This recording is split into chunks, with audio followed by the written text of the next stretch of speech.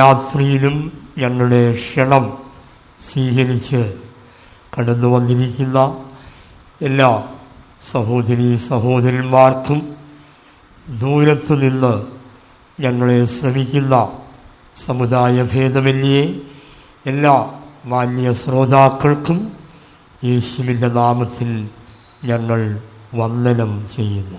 हमारे आमंत्रण को स्वीकार करके दूर से नजदीक से आए हुए हर एक को और दूर बैठकर भी परमेश्वर के वचन को सुनने वाले हर एक लोगों को हम प्रभु यीशु मसीह के नाम से आपका स्वागत करते हैं. અમારા આમંત્રણને સ્વીકાર કરીને દૂરથી તથા નજીકથી આવેલા દરેક લોકોને તથા દૂર બેઠીને પણ સાંભળનારા દરેક શ્રોતાગણોને અમે પ્રભુ ઈસુ ખ્રિસ્તના નામમાં હાર્દિક સ્વાગત કરીએ છીએ. ദൈവത്തിൻ്റെ മഹത്വമുണ്ടാകട്ടെ. परमेश्वर की नाम की महिमा हो. ઈશ્વરના નામની મહિમા થાઓ. യേശു ക്രിസ്തു പാപികളെ രക്ഷിക്കുന്നു, രോഗികളെ സൗഖ്യമാക്കുന്നു, പരിശുദ്ധാത്മാവിനാൽ അഭിഷേകം ചെയ്യുന്നു, രാജാധിരാജാവായി വേഗത്തിൽ വരുന്നു. यीशु मसीह पापियों को क्षमा करता है, बीमारों को चंगा करता है और श्राप से छुड़ाता है और वो राजाओं का राजा होकर अति शीघ्र आता है.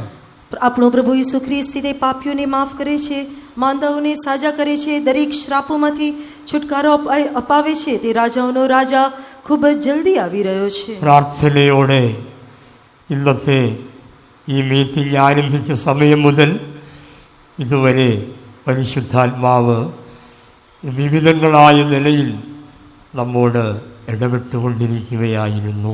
प्रार्थना आरंभ किया उस समय से लेकर इस निमिष तक पवित्र आत्मा अलग अलग रीति से हम हर एक से बर्ताव करता आया है. આ પ્રાર્થનાની શરૂઆત કરવામાં આવી ત્યારથી આત્મા અલગ અલગ રીતે આપણી સાથે વર્તાવ કરીને આ ઘડી સુધી આપણને દોરતો રહ્યો. മന്ത്രവാദ കെട്ടുകളിൽ അടിമപ്പെട്ട് അന്യമായ ശക്തികളിൽ ബന്ധിക്കപ്പെട്ടിരിക്കുന്നവർക്ക് വേണ്ടി പരിശുദ്ധാത്മാവ് വ്യക്തമായി ശക്തമായി ഇടപെട്ടു.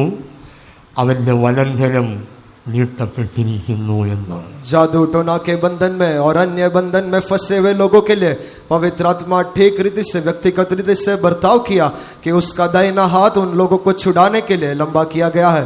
જે કોઈ જાદુ મંત્રથી તથા અન્ય અલગ પ્રકારના બંધનોથી બંધાયેલા હોય તેવા દરેક લોકોને છુટકારો અપાવવા માટે પ્રભુનો જમણો હાથ તેણે લંબાવીને દરેકને મુક્ત કર્યા છે. ഇസ്രായേൽ ചരിത്രത്തിൽ ശക്തന്മാരായ രണ്ട് പ്രവാചകന്മാരിൽ ഒരുവനായിരുന്ന इजराइल के चरित्र में जब हम देखते से दो सामर्थी नबियों के विषय में हम देखते हैं.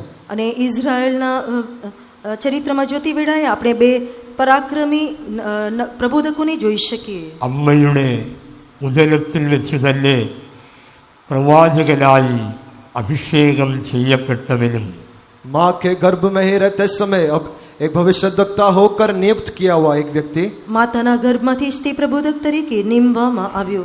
യിരെമ്യാ പ്രവാചകന്റെ പുസ്തകം 6-ാം അധ്യായം 16-ാമത്തെ വാക്യം നമുക്ക് വായിക്കാം. यिर्मयाह नबी की पुस्तक उसके 6वें अध्याय उसके 19वें वचन को आए हम पढ़े. યિર્મયાનું પુસ્તક 6ઠો અધ્યાય તેની 19મી કલમ તરફ આપણે આવીએ. യിരെമ്യാ പ്രവാചകന്റെ പുസ്തകം 6-ാം അധ്യായം 16-ാമത്തെ വാക്യം. यिर्मयाह नबी की पुस्तक 6वें अध्याय उसका 16वां वचन. યિર્મયા પ્રબોધકનું પુસ્તક 6ઠો અધ્યાય તેની 16મી કલમ. यहोवा यो भी कहता है, सड़कों पर खड़े होकर देखो और पूछो कि प्राचीन काल का अच्छा मार्ग कौन सा है, उसी में चलो और तुम अपने अपने मन में चैन पाओगे. पर उन्होंने कहा, हम उस पर न चलेंगे.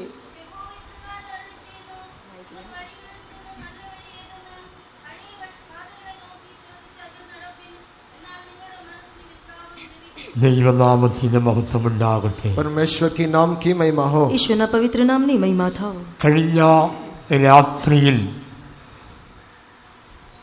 ദൈവം തൻ്റെ ദാസനിലൂടെ ദൈവത്തിൻ്റെ ആലോചന ശക്തമായി നമ്മോട് അറിയിക്കുകയുണ്ടായി. पिछले रात को भी परमेश्वर ने अपने दास के द्वारा अपनी सलाह को सामर्थ के साथ हमसे प्रकट किया. ગઈકાલની રાત્રિની વેળાએ ઈશ્વરે પોતાના દાસ વડે તેની સલાહને સામર્થ્યની રીતે પ્રગટ કરી આપી. ദൈവം നൽകിയ അനുഗ്രഹിക്കപ്പെട്ട വചനങ്ങളെ ഓർത്ത് ഞാൻ ദൈവത്തെ സ്തുതിക്കുന്നു. परमेश्वर ने दिव्य अनुग्रहकारी वचनों के लिए भी मैं परमेश्वर का स्तुति करता हूँ. ઈશ્વરે આપેલા કૃપાળુ વચનો માટે હું ઈશ્વરનો આભાર માનું છું. ഒരു കാരണവശാലും ഈ തിരുവചനവുമായി എഴുന്നേറ്റ് നിൽക്കുവാൻ ഒരു യോഗ്യതയും ഇല്ലാത്ത എനിക്ക് ഇങ്ങനെ ഒരവസരം ദൈവം നൽകുവാൻ രണ്ട് കാരണങ്ങളുണ്ട്. कोई भी योग्यता ना रहने वाले मुझे ऐसे एक वचन को लेकर इधर खड़े होने के लिए परमेश्वर ने कृपा, उसके लिए दो बातें हैं. કોઈ પણ મારા જીવનમાં કોઈ પણ યોગ્યતા ન હોવા છતાં પ્રભુના વચનોને કહેવા માટે પ્રભુએ મને જે કૃપા આપી તેના બે કારણ છે. ഒന്ന് ദൈവത്തിൻ്റെ വിശ്വസ്തതയും അവൻ്റെ മാറ്റമില്ലാത്ത വചനവുമാണ്. एक परमेश्वर की विश्वास योग्यता और उसके ना बदलने वाले वचन. પ્રથમ તો ઈશ્વરનું વિશ્વાસુપણું અને બીજું તેનું અટલ રહેનારું વચન. രണ്ടാമത് സകലവും വിട്ട് കർത്താവിൻ്റെ ശുശ്രൂഷയ്ക്കായി വന്നവരായ ഞങ്ങളെ നടത്തുവാനായി ദൈവം നൽകിയ നടത്തിപ്പുകാരുടെ ശിക്ഷണവും ശാസനയുമാണ്. और दूसरा सब कुछ त्याग कर प्रभु के पीछे हो लिए हुए हमारे अगुए, हमारे चलाने वाले, हमें देने वाली ताड़ना और सलाह के कारण है. સગળનો ત્યાગ કરીને પ્રભુની સેવકાઈમાં આવવાને કારણે અમને અમારા આગેવાનો જે અમને બોધ તથા શિક્ષા આપે છે તેને કારણે. ഞാൻ ജന്മന സംസാരശേഷിയില്ലാത്തവനായി ഒരു ഊമനായി ജനിച്ചവനാണ്. मैं जन्म से ठीक से बात नहीं कर सकता ऐसा पैदा हुआ एक लड़का था. અને હું જન્મથી વાત ન કરી શકું એ પ્રમાણે મૂંગો વ્યક્તિ હતો.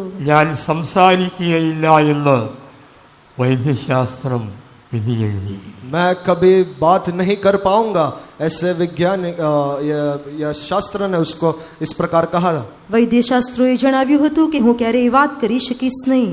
എന്നാൽ ഇന്ന് ഞാൻ ഈ നിലയിൽ സംസാരിക്കുവാൻ കാരണം ഈ സത്യ വേദപുസ്തകമാകും. पर आज मैं ठीक से बात कर पा रहा हूँ उसका एक ही कारण है, वही पवित्र शास्त्र है. અને આજે હું સ્પષ્ટપણે જે વાત કરી શકું છું તેનું એક જ કારણ આ પવિત્ર શાસ્ત્ર છે. ഞങ്ങളെ കേൾക്കുന്ന ആരെങ്കിലും ഏതെങ്കിലും ബന്ധനത്തിൽ പൈശാചിക പോരാട്ടങ്ങളിൽ കഴിയുന്നവരായിട്ടുണ്ടെങ്കിൽ എൻ്റെ അനുഭവത്തിൻ്റെ വെളിച്ചത്തിൽ പറയുന്നു, ഈ സത്യവചനം നിങ്ങൾ വിശ്വസിച്ചാൽ ദൈവം ഒരു നാളും നിങ്ങളെ ലജ്ജിപ്പിക്കുകയില്ല.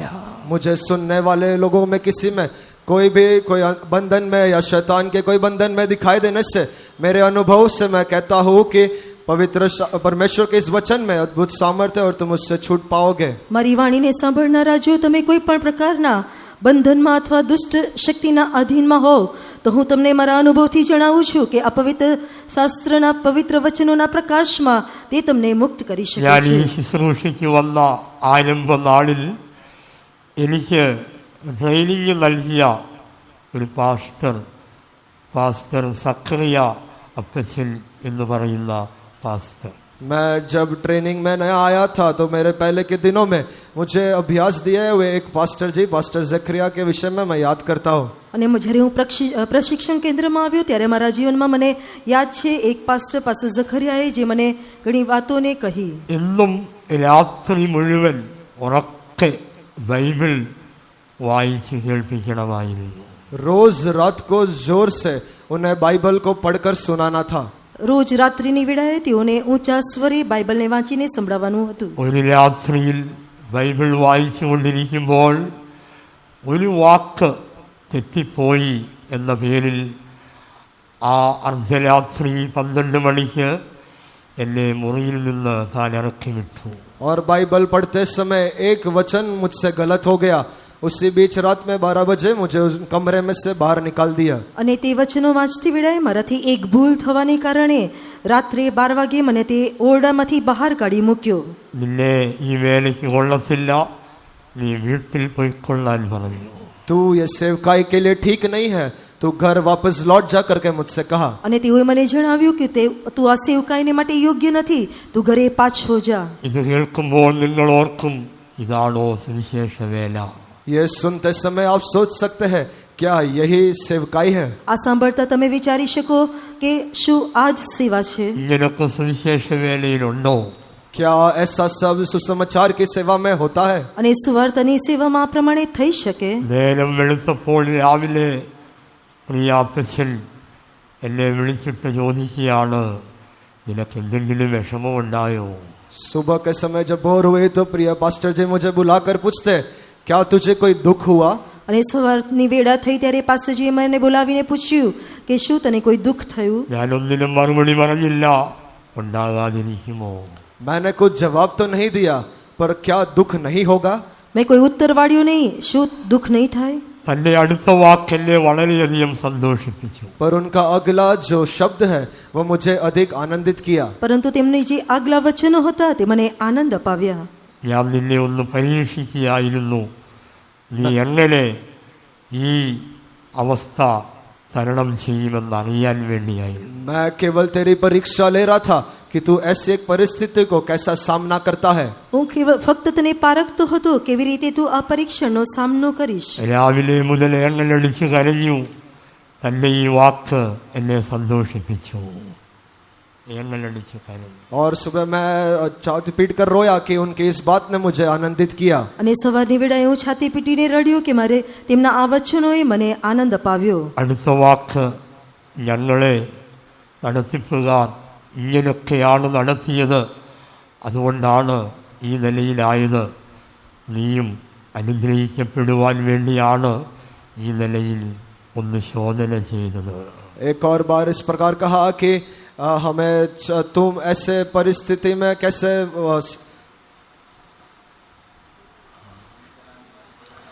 तुम्हें चलाने वाला इस प्रकार चलाते हैं कि तुम किस परिस्थिति में कैसा सामना करते हो, और उसी प्रकार अनुग्रह से आज तक हमें चलाया है.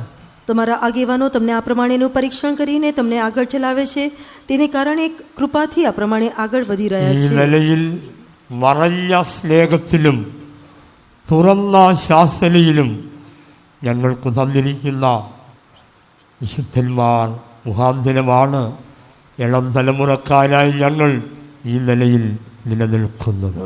इस सेवा में टेढ़े प्रेम के द्वारा और अधिक शासना के द्वारा हमें इस मार्ग में वो लोग आगे बढ़ाते आए हैं. અને આ સેવકાઈમાં જ્યોતિ વેળાએ ખૂબ જ પ્રકારની શિક્ષાને આપીને તેઓ અમને પ્રેમથી આગળ વધારતા આવ્યા છે. ദൈവം നമുക്ക് തന്നിരിക്കുന്ന ഈ സ്നേഹബന്ധത്തിന്, ഈ കൂട്ടായ്മ ബന്ധത്തിന് നമ്മുടെ കരങ്ങളെ ഒന്നുയർത്തി ശക്തമായി എത്രത്തോളം ശബ്ദമുയർത്താമോ അത്രത്തോളം ശബ്ദമുയർത്തി ഒരു ഹല്ലേലൂയ മുഴക്കാം. परमेश्वर ने हमें दी हुई इस प्रेम की संगति को और इस आत्मिक संगति के लिए हमारे हाथों को उठाकर जितना सामर्थ्य है उससे आए हम एक हल्लेलुया बोलेंगे. ഹല്ലേലൂയയുടെ ശബ്ദം ഒരു അല്പം കൂടി ഉയർന്നാൽ ഇന്നത്തെ മീറ്റിംഗിന് അതൊരു അനുഗ്രഹമായി. हल्लेलुया की आवाज अगर और थोड़ा बढ़ने से तो इस आराधना के लिए आशीष का कारण होगा. ദൈവനാമത്തിന് മഹത്വമുണ്ടാകട്ടെ. परमेश्वर की नाम की महिमा हो. ઈશ્વરના નામની મહિમા થાઓ. നൂറ്റാണ്ടുകൾക്ക് മുൻപ് ദൈവം തന്റെ വിശുദ്ധ പ്രവാചകന്മാരിലൂടെ അറിയിച്ച അന്ത്യകാല സംഭവങ്ങൾ യാഥാർത്ഥ്യമായി കൊണ്ടിരിക്കുന്ന ഒരു കാലഘട്ടത്തിലാണ് നാം ജീവിച്ചുകൊണ്ടിരിക്കുന്നത്. कई सालों के पहले अपने नबियों के द्वारा आने वाले समय के बारे में लिखी हुई कई बातों को आज हम पूरा होते देख सकते हैं. ઘણા વર્ષો પહેલા પ્રબોધકો વડે જે વાતો થનારી છે તે વાતોને લખીને આજના દિવસોમાં આપણે તેને પૂરી થતી જોઈ શકીએ છીએ. കൊടുങ്കാറ്റിലോ പെരുംകാറ്റിലോ തിരമാലകൾക്കോ ഒരു ദൈവ പൈതലിൻ്റെ ദൈവസ്നേഹത്തെ ഇളക്കി മാറ്റുവാൻ ഒരിക്കലും കഴിയുന്നതല്ല.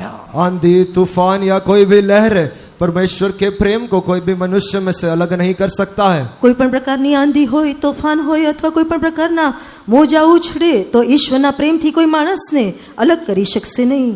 ഏതെങ്കിലും ഒരു പ്രസ്ഥാനത്തെ ഉയർത്തി കാണിക്കുവാനോ ഏതെങ്കിലും ഒരു പ്രസ്ഥാനത്തെ താഴ്ത്തുവാനോ അല്ല ഞങ്ങളുടെ പരിശ്രമം. कोई भी एक स्थापना को ऊंचा दिखाना या कोई भी स्थापना को नीचा दिखाना, उसके लिए हम आए नहीं हैं. કોઈ પણ સંસ્થાને ઊંચી કરવી અથવા કોઈ પણ સંસ્થાને નીચી કરવા માટે અમે આવ્યા નથી. മാനവ കുലത്തിനോട് ദൈവത്തിന് നൽകുവാനുള്ള അരുളപ്പാടുകൾ അറിയിക്കുവാനത്രേ ഞങ്ങൾ ദാഹിക്കുന്നത്. मानव जाति को परमेश्वर का देने वाले सलाह को बतलाने के लिए हम प्यासे होकर दिखाई देते हैं. ઈશ્વરની સલાહ જે માણસ જાતિને બતાવવા માટે અમે તરસ્યા દેખાઈએ છીએ. വിശുദ്ധ വേദപുസ്തകം ഒരു മതത്തിൻ്റെയും ഗ്രന്ഥമല്ല.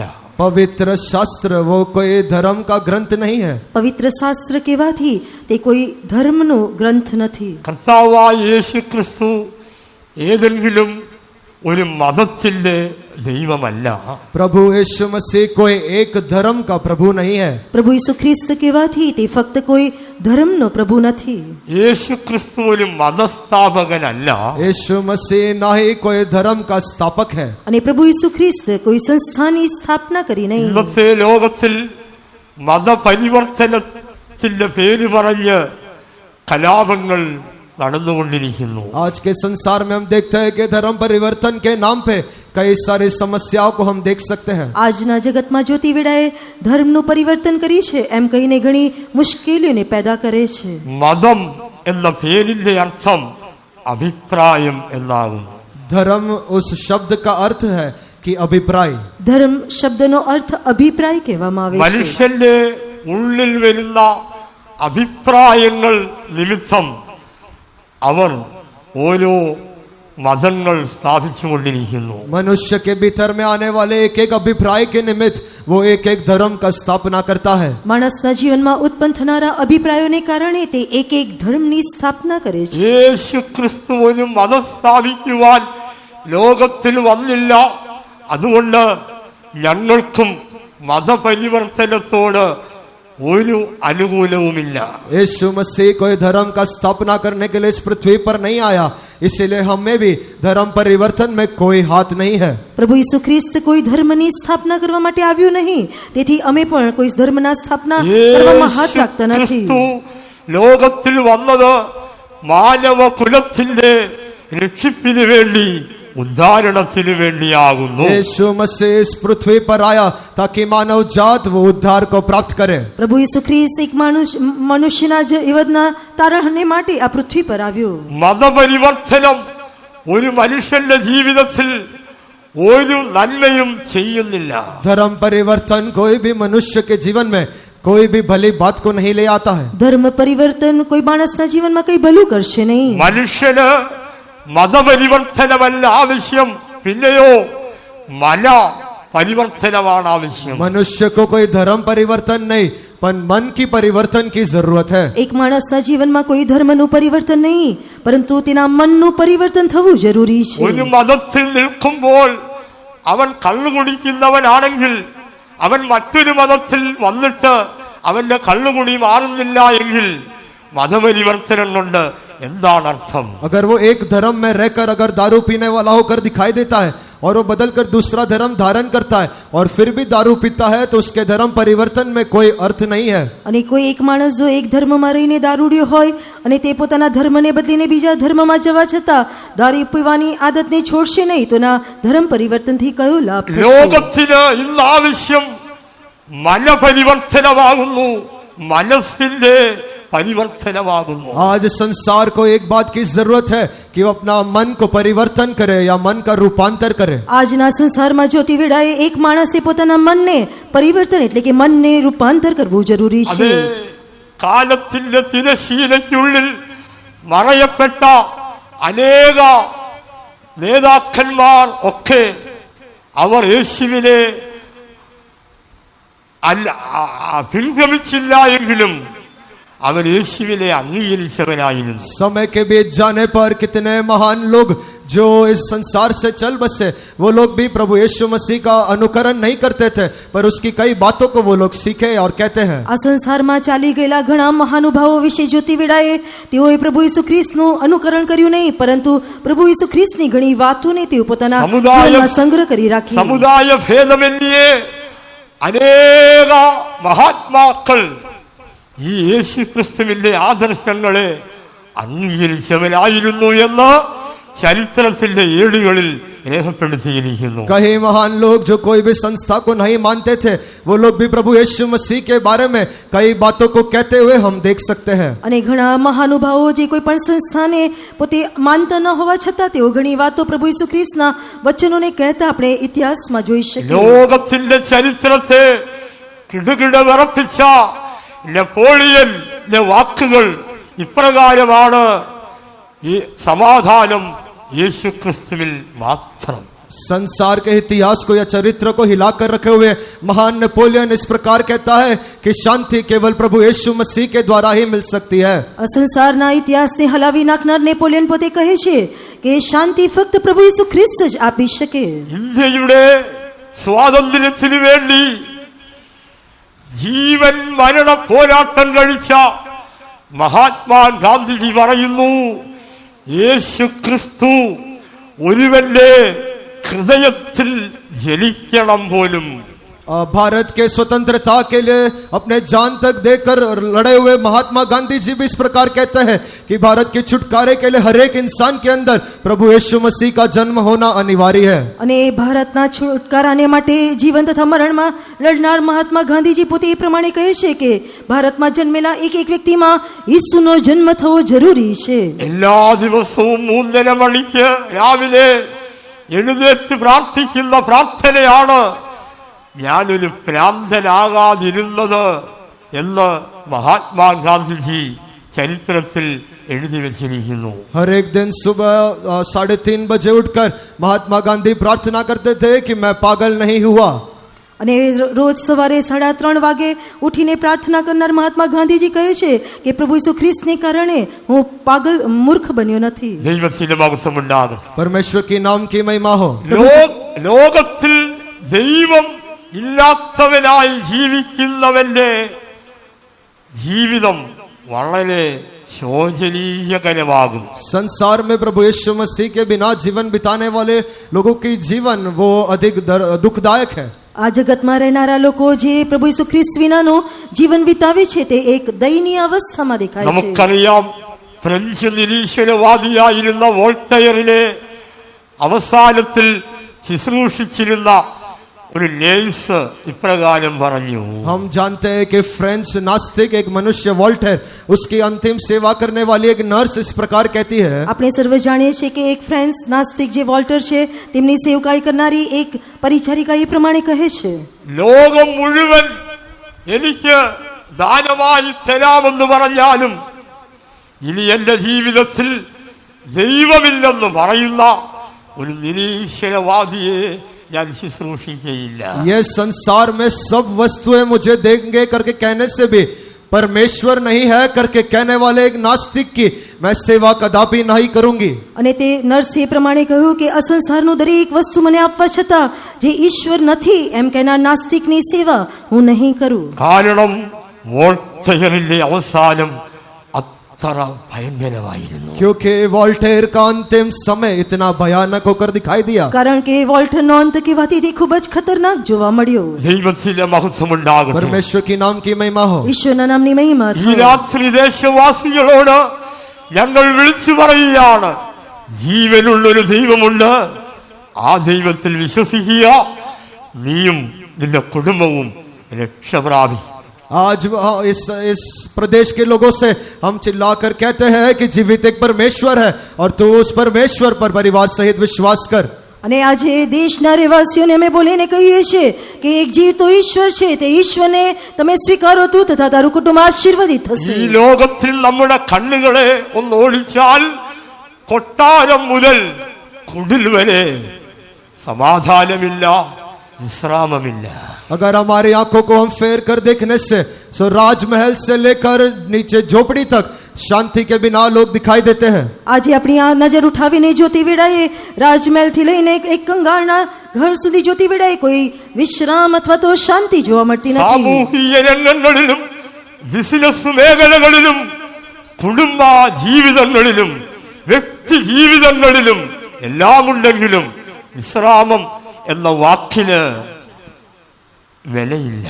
सामूहिक जगह में, व्यापार के जगह पर, पारिवारिक जीवन में, व्यक्तिगत जीवन में सब कुछ होने पर भी शांति के लिए कोई जगह नहीं है. સામૂહિક જીવન હોય, વ્યક્તિગત જીવન હોય, કૌટુંબિક જીવન હોય અથવા તો વેપાર સંબંધી હોય, કોઈ પણ જગ્યા પર શાંતિ જોવા મળતી નથી. ജീവിത പന്താവിൽ നിരാശയോടെ ആശ്രയിപ്പാൻ ആരുമില്ലാതെ നെട്ടോട്ടം ഓടിക്കൊണ്ടിരിക്കുന്ന ആരെങ്കിലും ഞങ്ങളുടെ ശബ്ദം കേൾക്കുന്നുവെങ്കിൽ ഈ രാത്രിയിൽ ഞങ്ങൾ വിളിച്ചു പറയട്ടെ, നിങ്ങൾക്ക് ഒരു വിടുതലിനെ നൽകുവാൻ ഒരു വഴിയുണ്ട്. जीवन में कोई भी आश्रय ना रख सके ऐसे इधर उधर घूमने वाले लोगों को हम कहते हैं, हमारी आवाज सुनते हैं तो हम कहते हैं कि एक छुड़ाने वाला, एक जीवित परमेश्वर है. અમારી વાણીને સાંભળનારા જો જે કંઈ પણ આશ્રય વિના આમ તેમ ભટકતા હોય તો અમે તમને જણાવીએ છીએ કે એક જીવતો ઈશ્વર છે. നമ്മുടെ ഇന്ത്യ മഹാരാജ്യം മാത്രമല്ല, ലോകം മുഴുവൻ ഒരു അഗ്നി പർവ്വതത്തിന്റെ മുകളിലിരിക്കുന്നത് പോലെ പുകഞ്ഞുകൊണ്ടിരിക്കുന്നു. केवल हमारा भारत राज्य ही नहीं, संसार पूरा एक आग से भरा हुआ ऐसा फूट निकलने वाले एक चीज के ऊपर हम अभी दिखाई देते हैं. આપણું ભારત જ નહીં પરંતુ આખું વિશ્વ જોતી વેળાએ તે એક ફૂંકાનારી એક અગ્નિમય ધુઆની અવસ્થામાં દેખાય છે. ജീവിതത്തിൽ വിശ്രാമമില്ലാത്തതിന്റെ കാരണം എന്തെന്ന് നാം ആരംഭത്തിൽ വായിച്ച കുറിവാക്യത്തിൽ നമുക്ക് കാണുവാൻ കഴിയുന്നു. जीवन में विश्राम क्यों नहीं है, उसका वो हम पहले पढ़े हुए वचन में उसका अर्थ को हम देख सकते हैं. જીવનમાં કોઈ વિશ્રાંતિ નથી તે આપણે વાંચેલા વચનોમાં જોઈ શકીએ. അഖിലാണ്ടത്തിന്റെ ഉടയവനായ യഹോവയായ ദൈവം ഇപ്രകാരം അരുളി ചെയ്യുന്നു. सारे प्रपंच का सृष्टि करनार परमेश्वर इस प्रकार कहता है. આખા વિશ્વની રચના કરનાર ઈશ્વર એ પ્રમાણે જણાવે છે. നിങ്ങൾ വഴികളിൽ ചെന്ന് നല്ല വഴി ഏതെന്ന് പഴയ പാതകളെ നോക്കി ചോദിച്ച് അതിൽ നടപ്പീൻ, എന്നാൽ നിങ്ങളുടെ മനസ്സിന് വിശ്രാമം ലഭിക്കും. सड़कों पर खड़े होकर देखो और पूछो कि प्राचीन काल का अच्छा मार्ग कौन सा है, उसी में चलो और तुम अपने मन में चैन पाओगे. માર્ગોમાં ઉભા રહીને જુઓ ને પુરાતન માર્ગોમાં જે ઉત્તમ માર્ગ છે તેની શોધ કરીને તેમાં ચાલો, એટલે તમારા જીવને વિશ્રાંતિ ഈ મળશે. വേദഭാഗം ഇംഗ്ലീഷിലും മറ്റു ചില ഭാഷാന്തരങ്ങളിലും അത് മനസ്സെന്ന ഉള്ളിടത്ത് ആത്മാക്കളെന്നാണ് എഴുതിയിരിക്കുന്നത്. ये पवित्र वचन इंग्लिश में और कई अन्य भाषाओं में मन के जगह पर आत्मा करके लिखा हुआ है. અંગ્રેજીમાં તથા બીજી ભાષામાં જે મન કરીને લખ્યું છે ત્યાં જીવ લખેલું છે. ഭൗതിക നേട്ടങ്ങൾ കൊണ്ട് ആത്മാവിന് വിശ്രാമം നേടിയെടുക്കുവാൻ കഴിയുന്നതല്ല. भौतिक कोई बातों के द्वारा आत्मा में एक विश्राम को हम पा नहीं सकते हैं. ભૌતિક વાના વડે આપણા જીવમાં આપણે વિસામો મેળવી શકીશું નહીં. ആത്മാവിന് വിശ്രാമം, സ്വസ്ഥത അനുഭവിക്കുവാൻ ദൈവത്തിന്റെ പാതയിൽ, അവന്റെ വഴികളിൽ വന്നു ചേരേണ്ടതാണ്. आत्मा में विश्राम और चैन पाना है तो परमेश्वर के मार्ग में, उसके पद चिन्हों पर हम आना है. આત્મામાં વિશ્રામો તથા શાંતિ પ્રાપ્ત કરવા માટે આપણે ઈશ્વરના ચરણોમાં આવવું જરૂરી છે. ലൂക്കോസിന്റെ സുവിശേഷം 12-ാം അധ്യായത്തിലേക്ക് നാം വരുമ്പോൾ അവിടെ ധനവാനായ ഒരു മനുഷ്യനെ നാം കാണുന്നു. लूका रचित सुसमाचार उसके 12वें अध्याय में जब हम आते हैं तो उधर एक धनी मनुष्य को हम देखते हैं. લુકની લખેલી સુવાર્તા 12મા અધ્યાયમાં આપણે એક શ્રીમંત માણસ વિશે જોઈ શકીએ. അത് യേശു പറഞ്ഞ ഒരു ഉപമയാകുന്നു. वो यीशु कहे वो एक नमूना है. અને પ્રભુ ઈસુ ખ્રિસ્તે કહેલું એક દ્રષ્ટાંત છે. അവനൊരു മൂഢനാണെന്ന് ദൈവം അവനോട് ഇടപെടുന്നു. वो परमेश्वर कहता है कि वो धनी मनुष्य एक मूर्ख था.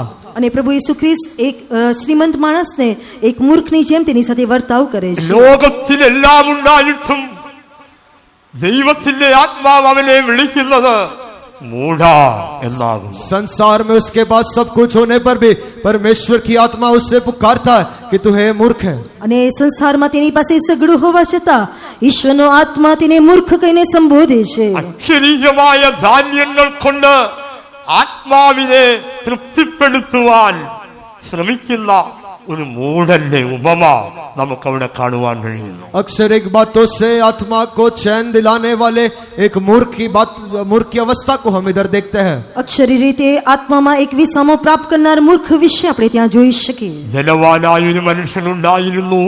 एक धनी मनुष्य था. એક શ્રીમંત માણસ હતો. അവന്റെ കൃഷിയെല്ലാം നന്നായി വിളഞ്ഞിരുന്നു.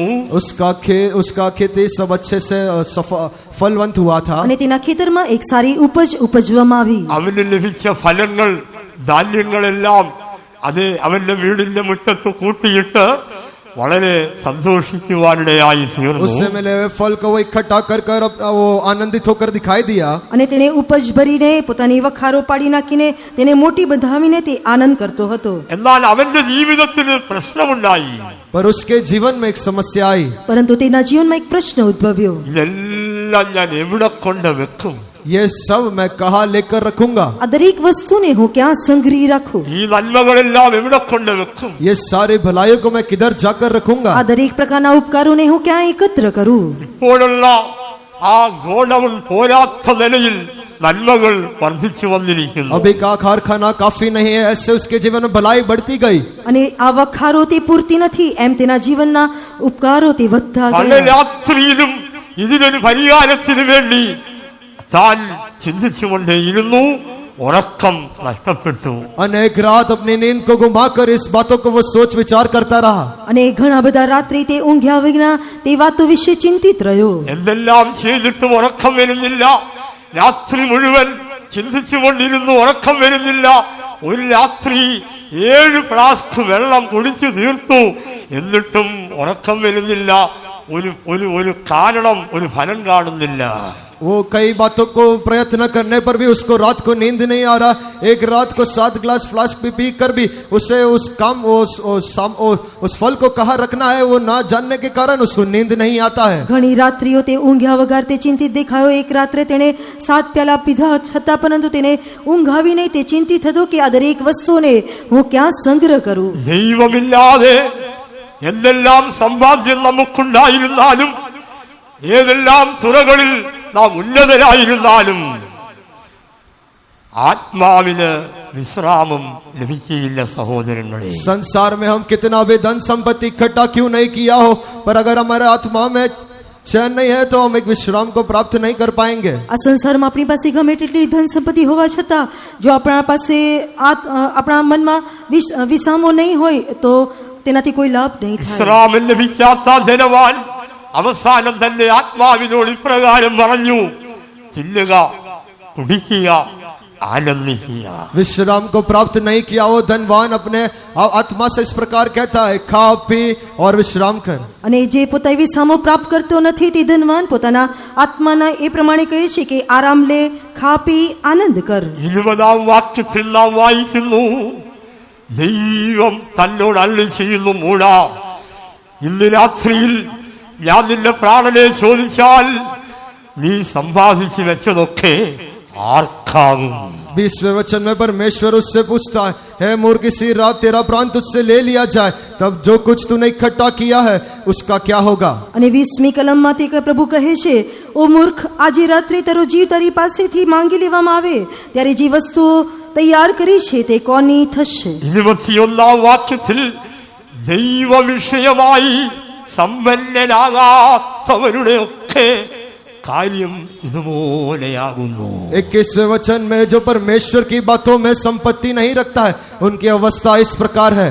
અને 21મી કલમમાં જોઈ શકે જે પોતાને સર્વ દ્રવ્યનો સંગ્રહ કરે છે ને દેવ પ્રત્યે ધનવાન નથી તે તેવો જ છે। ഇന്ന് രാത്രിയിൽ നിങ്ങളുടെ മുൻപിൽ ഒരു ചോദ്യചിഹ്നം നിൽക്കുന്നു।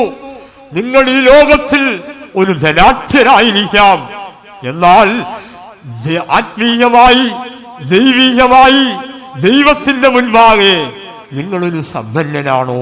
आज रात तुम्हारे सामने एक सवाल इस प्रकार है कि संसार के रूप में आप बड़े धनवान हो सकते हैं, पर आत्मिक जीवन में आप कितना धन या संपत्ति रखते हैं। આજે તમારી સામે એક પ્રશ્ન પૂછું છું, આ સંસારમાં કદાચ તમે શ્રીમંત હોઈ શકો, પરંતુ તમારા આત્મિક જીવનમાં ઈશ્વરીય વાતોમાં તમે કેટલા ધની દેખાવ છો। ഭൗതിക വിഷയങ്ങൾ കൊണ്ട് നമുക്ക് പുറമേ സന്തോഷമുണ്ടാകാം, എന്നാൽ ഭൗതിക വിഷയങ്ങൾ കൊണ്ട് ആത്മാവിന് സംതൃപ്തി അല്ലെങ്കിൽ വിശ്രാമം ലഭിക്കുകയില്ല. भौतिक बातों से हम बाहरी रूप से खुश होकर दिखाई दे सकते हैं, पर उससे आत्मिक जीवन में कोई चैन या कोई विश्राम या कोई आनंद नहीं दिखाई दे सकता है. ભૌતિકવાનાને કારણે આપણે બાહ્ય રૂપે આનંદિત દેખાઈ શકીએ, પરંતુ ભૌતિકવાનાને કારણે આપણા જીવમાં કોઈ આનંદ અથવા શાંતિ મળશે નહીં. കൊട്ടാരം പോലുള്ള വീടുകൾക്കോ ബാങ്ക് ഡിപ്പോസിറ്റുകൾക്കോ ഉന്നതമായ ജോലിക്കോ ഒന്നും നിങ്ങളുടെ ആത്മാവിനെ തൃപ്തിപ്പെടുത്തുവാൻ കഴിയുന്നതല്ല. महल जैसे घर या बैंक डिपॉजिट या ऐसी बातें अपनी आत्मा को चैन नहीं पहुंचा सकती. તમારા ઘર મોટા હોઈ શકે અથવા બેંક ડિપોઝિટ અથવા કઈ શ્રીમંત વસ્તુ હોઈ શકે, પરંતુ તે તમારા આત્મામાં કોઈ સંતુષ્ટિ અથવા વિશ્રામ આપશે નહીં. വർഷങ്ങൾക്ക് മുൻപ് അമേരിക്കയിൽ ജീവിച്ചിരുന്ന കോടീശ്വരനായ ഒരു വ്യക്തി, അദ്ദേഹത്തിന്റെ പേര് തന്നെ ഗോൾഡൻ, സ്വർണ്ണമെന്നാണ്, ഗോൾഡൻ എന്നാണ്. अमेरिका में कई साल पहले जीवन बिताए हुए एक धनवान मनुष्य जिसका नाम ही गोल्डन या सोना करके था. અમેરિકામાં એક શ્રીમંત તરીકે જીવન વ્યતીત કરનાર જેનું નામ ગોલ્ડન અથવા ગોલ્ડન હતું. തന്റെ ജീവിതാവസാനത്തിൽ താൻ പറഞ്ഞത് എന്താണെന്നറിയാമോ? अपने जीवन के अंत में उसने क्या कहा? તેણે પોતાના જીવનાંતમાં શું કહ્યું તમે જાણો છો? ലോകത്തിൽ വെച്ച് ഏറ്റവും അരിഷ്ടനായ ഒരു മനുഷ്യനാണ് ഞാൻ. ये संसार में सबसे अभागा मनुष्य मैं ही हूँ. આ જગતમાં જોવાથી સૌથી દયનીય અભાગો માણસ હું જ છું. എല്ലാ ലോകസുഖങ്ങളും അനുഭവിച്ച ശേഷം താൻ പറയുകയാണ്, ഞാനാണ് ലോകത്തിലെ ഏറ്റവും വലിയ അരിഷ്ടൻ. संसार की सारी सुख सुविधाओं को अनुभव करने के बाद वो अंत में इस प्रकार कहता है कि सबसे अभागा मनुष्य मैं ही हूँ. આ સંસારના દરેક સુખ સુવિધાને પોતાના જીવનમાં અનુભવ કર્યા પછી અંતમાં કહે છે કે હું જ દુર્ભાગ્ય માણસ છું. സകല ലോക സന്തോഷത്തിന്റെയും അത്യുച്ച കോടിയിൽ സന്തോഷിച്ചവനാണ് ശലോമോൻ. താനും പറയുകയാണ്, എല്ലാം മായ, സകലവും മായ. संसार के सारे सुख सुविधाओं को और संपत्ति की श्रेष्ठता को अनुभव किए हुए महान सोलोमन भी कहता है कि सब कुछ केवल माया ही है. અને સંસારની દરેક વસ્તુને અનુભવ કરેલો સુલેમાન કહે છે કે સગળું વ્યર્થ છે. ഏതൊരു മനുഷ്യന്റെ ആത്മാവ് ഏതോ ഒന്നിനു വേണ്ടി ദാഹിച്ചുകൊണ്ടിരിക്കുന്നു. हर एक मनुष्य की आत्मा किसी बात के प्यास में दिखाई देती है. દરેક માણસનો આત્મા જોવાથી કોઈ વાતને માટે તરસ્યો દેખાય ഒരു છે. മനുഷ്യന്റെ ദാഹത്തെ തീർക്കുവാൻ ഒരു മതത്തിനോ മതത്തിന്റെ സംഹിതകൾക്കോ സാധ്യമല്ല. कोई भी मनुष्य की आत्मा के प्यास को बुझाने के लिए कोई धर्म या उसकी कोई बात उसको पूरा नहीं कर सकता है. કોઈ માણસના આત્માની તરસને કોઈ ધર્મ અથવા ધર્મની બહુ પુષ્કળતા બુઝાવી શકશે નહીં. ഏതൊരു മനുഷ്യന്റെ ഉള്ളിലും ഒരു സത്യ അന്വേഷണ ചിന്താഗതിയുണ്ട്. हर एक मनुष्य के भीतर में सच्चाई को ढूंढने की एक बात दिखाई देती है. દરેક માણસનો આત્મા એક સત્યને શોધતું ફરે છે. ഒരു വനത്തിൽ താമസിക്കുന്ന കാട്ടുമനുഷ്യനും അത് ഒരു സത്യ അന്വേഷണ ചിന്താഗതി അവന്റെ മനസ്സിലുണ്ട്. जंगल में रहने वाले एक जंगली मनुष्य के जीवन में भी सच्चाई को ढूंढने का एक आग्रह हमेशा दिखाई देता है. જંગલમાં રહેનારો કોઈ માણસ કેમ ન હોય, પરંતુ તેના જીવનમાં પણ એક સત્યને શોધતો રહે છે. ഇതൊരു മതവും അവന് നൽകുന്നതല്ല. ये कोई धर्म उससे नहीं देता है. કોઈ ધર્મ તેને આપશે નહીં. സർവചരാചരങ്ങളെയും ഉണ്ടാക്കിയ ദൈവത്തെ കുറിച്ചുള്ള അന്വേഷണം ഒരു മനുഷ്യന്റെ ജീവിതത്തിൽ സ്വാഭാവികമാകുന്നു. सारे बातों को सृजाओ परमेश्वर के बारे में खोज या सच्चाई का एक खोज हर एक मनुष्य के भीतर में दिखाई देता है. આખી પૃથ્વીની રચના કરનાર ઈશ્વર વિશેની શોધ એક માણસના જીવનમાં દેખાતી રહે છે. എന്നാൽ മനുഷ്യന്റെ പരാജയം എന്താണെന്നറിയാമോ? पर मनुष्य किस बात में हार गया है? પરંતુ માણસની હાર કેવાથી તે કઈ વાતમાં છે? അതേ ആ ശക്തി ഏതാണെന്ന് തിരിച്ചറിയുവാനുള്ള ഒരു കഴിവ് മനുഷ്യനില്ലാതെ वो പോകുന്നു. सामर्थ्य कौन सा है करके पहचानने का एक लायकात उसमें नहीं पाया गया. અને આ સામર્થ્ય કઈ છે તે માણસ તેને ઓળખી શકતો નથી. അവൻ സത്യത്തെ അന്വേഷിക്കുന്നുവെങ്കിലും സത്യം ഏതാണെന്ന് മനസ്സിലാക്കുവാനുള്ള ഒരു കഴിവ് മനുഷ്യനില്ലാതെ പോകുന്നതിനാൽ അവൻ ലോകത്തിൽ പ്രപഞ്ചത്തിൽ കാണുന്ന ഏതെങ്കിലും ഒന്നിനെ ദൈവമായി അംഗീകരിക്കുന്നു. सच्चाई क्या कहे करके वो ढूंढता तो है, पर सच्चाई को समझ ना पाने के कारण वो मनुष्य संसार में इधर उधर भटकता रहता है. તે સત્યને શોધવો તો ફરે છે, પરંતુ સત્ય શું છે તે ન જાણવાને કારણે આ જગતમાંથી આમ તેમ ભટકતો ફરે છે. ദൈവത്തിന് മഹത്വമുണ്ടാകും. परमेश्वर के नाम की महिमा हो. મનુષ્યના નામની મહિમા થાય. മനുഷ്യന് മാത്രമുള്ള ഒരു അനുഭവമാണ് ആ ചിന്താഗതി. केवल मनुष्य ऐसा एक प्राणी है जिसके अंदर ऐसा एक विचार रहता है. ફક્ત માણસ એવો એક જીવ છે આ વસ્તુને તે વિચારી શકે છે. മൃഗങ്ങൾക്ക് ആ ഒരു ചിന്താഗതി ഇല്ല. जानवरों में ऐसा एक सोच विचार नहीं होता है. પશુઓમાં આવી પ્રકારની કોઈ વિચાર ભાવના રહેતી નથી. കാരണം മൃഗങ്ങളിൽ ആത്മാവില്ല. क्योंकि जानवर में आत्मा वास नहीं करता है. કારણ કે જાનવરોમાં કોઈ આત્મા હોતો എന്നാൽ નથી. മനുഷ്യന്റെ ഉള്ളിൽ ആത്മാവ് കുടികൊള്ളുന്നതിനാൽ ദൈവത്തിൽ അവന്റെ ആത്മാവ് ദൈവവുമായി ദൈവത്തെ അറിയുവാനുള്ള ഒരു വാഞ്ചയുണ്ടാകുന്നു. पर मनुष्य के अंदर आत्मा रहने के कारण परमेश्वर के साथ एक होना चाहता है या परमेश्वर को वो ढूंढता रहता है. પરંતુ માણસમાં આત્મા હોવાને કારણે તે ઈશ્વરને શોધે છે અને ઈશ્વરની સાથે એક થવા માંગે છે. ശ്രദ്ധിക്കുക, ഇന്ന് രാത്രിയിൽ ഇവിടെ ഈ സൂറത്തിലെ ഒരു പന്നിയോ ഒരു കഴുതയോ കാളയോ പശുവോ ഈ കൺവെൻഷന് വന്നിട്ടില്ല. हम ध्यान दे, सूरत में इधर ऐसा एक सम्मेलन हो रहा है, इधर कोई सुअर या कोई गधा या कोई ऐसे अन्य प्राणी या जंतु इधर नहीं आया है. આ સુરત શહેરમાં સંમેલન રાખવામાં આવ્યું છે, પરંતુ આ શહેરમાં કોઈ જાનવરો આવ્યા નથી. മനോഹരമായ ഒരു കൺവെൻഷൻ നോട്ടീസ് അടിച്ച് നിങ്ങളൊരു പന്നിക്ക് കൊടുത്തു നോക്ക്, സ്നേഹപൂർവം അതിനെ ക്ഷണിച്ചു നോക്ക്, ഒരിക്കലും പന്നി കൺവെൻഷന് വരികയില്ല. एक मनोहर कन्वेंशन का नोटिस छापकर अगर आप उसको प्रेम से उस सुअर को बुलाने से वो कभी भी वो आएगा नहीं. એક સુંદર નોટિસ છાપીને તમે એક સુવરને આપવાથી તે ક્યારેય પણ આ સંમેલનમાં આવશે નહીં. കാരണം അവന് മൃഗത്തിലെ ആത്മാവില്ല. क्योंकि कोई भी जानवर में आत्मा नहीं होता કારણ है. કે કોઈ પણ પશુમાં આત્મા રહેતો ഈ નથી. കൺവെൻഷൻ ഇത്രയും പേർ ഇവിടെ കൂടി വന്നതിന്റെ കാരണം വചനം കേൾക്കണം, നന്നായി ജീവിക്കണം, ദൈവത്തെ അറിയണം, നിത്യരാജ്യത്തിൽ ചെല്ലണം എന്നുള്ള ആഗ്രഹം മനസ്സ് ഉള്ളതുകൊണ്ടാകും. ये सम्मेलन में इतने सारे लोग इकट्ठा हुए, उसका एक ही कारण है कि सच्चाई को जानना है, उसको स्वीकार करना है और उस नित्य राज्य में प्रवेश करना है. અને આ સંમેલનમાં ભેગા થવાનું એક જ કારણ છે કે સત્ય વચનોને સાંભળવા, વચન પ્રમાણે એક સુંદર જીવન વ્યતીત કરવું, નિત્ય રાજ્યમાં પ્રવેશ કરવાને કારણે આટલા લોકો આ જગ્યા પર એકત્ર થયા છે. സത്യവേദ പുസ്തകത്തിൽ സങ്കീർത്തനക്കാരൻ എഴുതി വെച്ചിരിക്കുന്നു, മാൻ നീർത്തോടുകളിലേക്ക് ചെല്ലുവാൻ കാക്ഷിക്കുന്നത് പോലെ എന്റെ ആത്മാവ് ദൈവത്തോട് ചേരുവാൻ കാക്ഷിക്കുന്നു. भजन संगीता लिखने वाला इस प्रकार लिखता है कि जैसे हिरनी जल के लिए प्यासी है, वैसे मैं परमेश्वर को मिलने के लिए मेरा हृदय और मेरा आत्मा वो प्यासा है. ગીત શાસ્ત્રનો રચનારી પ્રમાણે કહે છે કે જેમ પાણીના નાડાને સરું હરણ તલખે છે, તે જ પ્રમાણે મારો આત્મા દેવને મળવા માટે તરસ્યો છે. മനുഷ്യന്റെ ആത്മാവ് ദൈവത്തിന്റെ ഒരു ഭാഗമായതുകൊണ്ടാണ് ഈ ഒരു ചിന്താഗതി മനുഷ്യനുണ്ടാകുന്നത്. मनुष्य का आत्मा परमेश्वर का एक भाग होने के कारण ऐसा एक विचार उसमें दिखाई देता है. માણસનો આત્મા કહેવાથી ઈશ્વરનો એક ભાગ હોવાને કારણે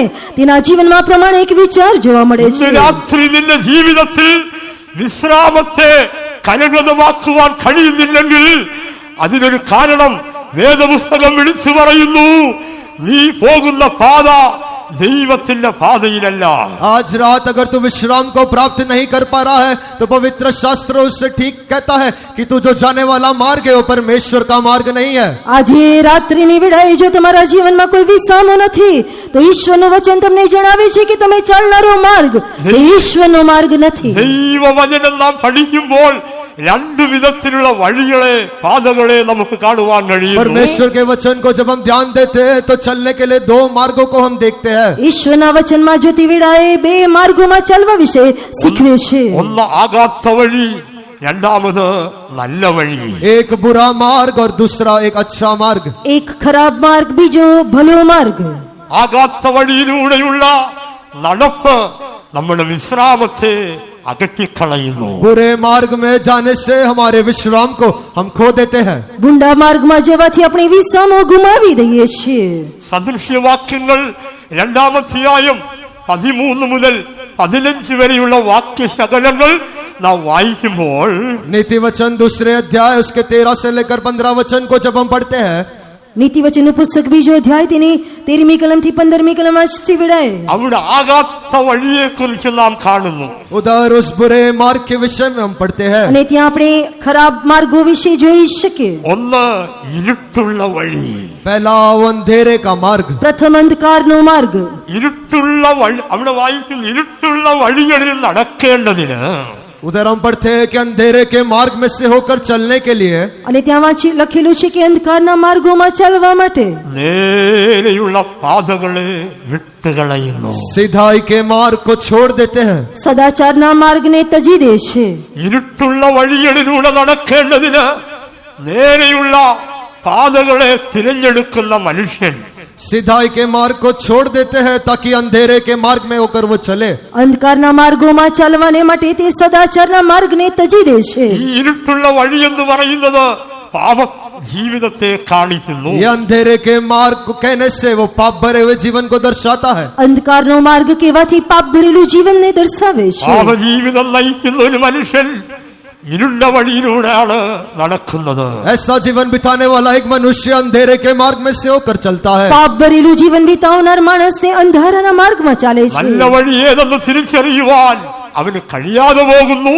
കാരണം അവൻ ഇരുട്ടുള്ള വഴിയിലൂടെ നടക്കുന്നു. अच्छा मार्ग या भला मार्ग कौन सा है करके वो पहचान नहीं पाता है, क्योंकि वो बुरे मार्ग या अंधेरे के मार्ग में से होकर वो चलता है। ઉત્તમ માર્ગ સાચો માર્ગ કયો છે તે જાણી શકતો નથી, કારણ કે તે અંધકારના ખરાબ માર્ગમાં ચાલે છે. പാപത്തിന്റെ വഴി ഇരുണ്ട വഴിയാകുന്നു. पाप का मार्ग वो अंधेर भरा हुआ मार्ग है। પાપનો માર્ગ કહેવાથી તે અંધકારનો માર્ગ છે. ഇരുണ്ട വഴിയെ നടക്കുന്നവന്റെ ആത്മാവ് അസ്വസ്ഥതയുള്ളതായിരിക്കും. अंधेरे मार्ग में चलने वाले की आत्मा हमेशा व्याकुल होकर दिखाई देता है। અંધકારના માર્ગમાં ચાલનારો આત્મા હંમેશા વ્યાકુળ જોવા મળે છે. ദൈവത്തിന്റെ മഹത്വമുണ്ടാകട്ടെ. परमेश्वर की नाम की महिमा हो। ઈશ્વરના નામની મહિમા થાઓ. ഈ രാത്രിയിൽ ദൈവത്തിന്റെ വചനം ശ്രമിച്ചുകൊണ്ടിരിക്കുന്ന ഞങ്ങളുടെ സ്നേഹിതരെ, നിങ്ങൾ ഏതു വഴിയിലൂടെ നടക്കുന്നു എന്ന് ഈ രാത്രിയിൽ വിലയിരുത്തിക്കൊള്ളുക. इस रात के समय परमेश्वर के वचन को सुनने वाले प्रिय प्रेमी लोगों, आप कौन से मार्ग में से होकर चलते हैं, उस बात को हम ध्यान करें।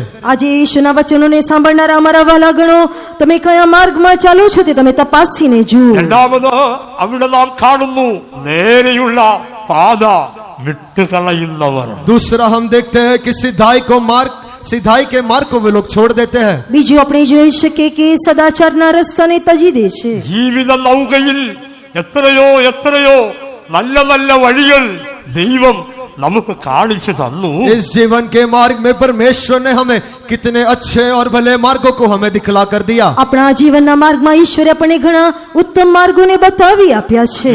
ഇന്നും എത്രയോ വഴികൾ നല്ല നല്ല വഴികൾ അവൻ നമ്മുടെ മുൻപിൽ വെച്ചിരിക്കുന്നു. आज भी कितने भले मार्गों को प्रभु ने हमारे आगे रखा हुआ है। આજે પણ આપણી સામે ઘણા ઉત્તમ માર્ગોને રાખી મૂકેલા છે. എന്നാൽ നല്ല വഴികളെ വിട്ട് നിങ്ങളുടെ ഇഷ്ടപ്രകാരമുള്ള വഴിയെ നടക്കുന്നതിനാൽ ജീവിതത്തിൽ ആത്മാവിന് विश्राममिല്ലാതെ പോകുന്നു. पर भले मार्ग को छोड़कर अपने खुद के मार्ग पर चलने के कारण आत्मा में एक विश्राम या चैन को हम अनुभव नहीं कर पाते हैं. પોતાના જીવનમાં આત્મામાં વિશ્રામો અથવા ચેન ન મળવાનું કારણ તે પોતાની ઈચ્છા પ્રમાણે એના માર્ગોમાં ચાલવાને કારણે છે. മൂന്നാമത് വളഞ്ഞ വഴിയിലൂടെയുള്ള നടപ്പ്. तीसरा टेढ़े मार्ग में से होकर चलना.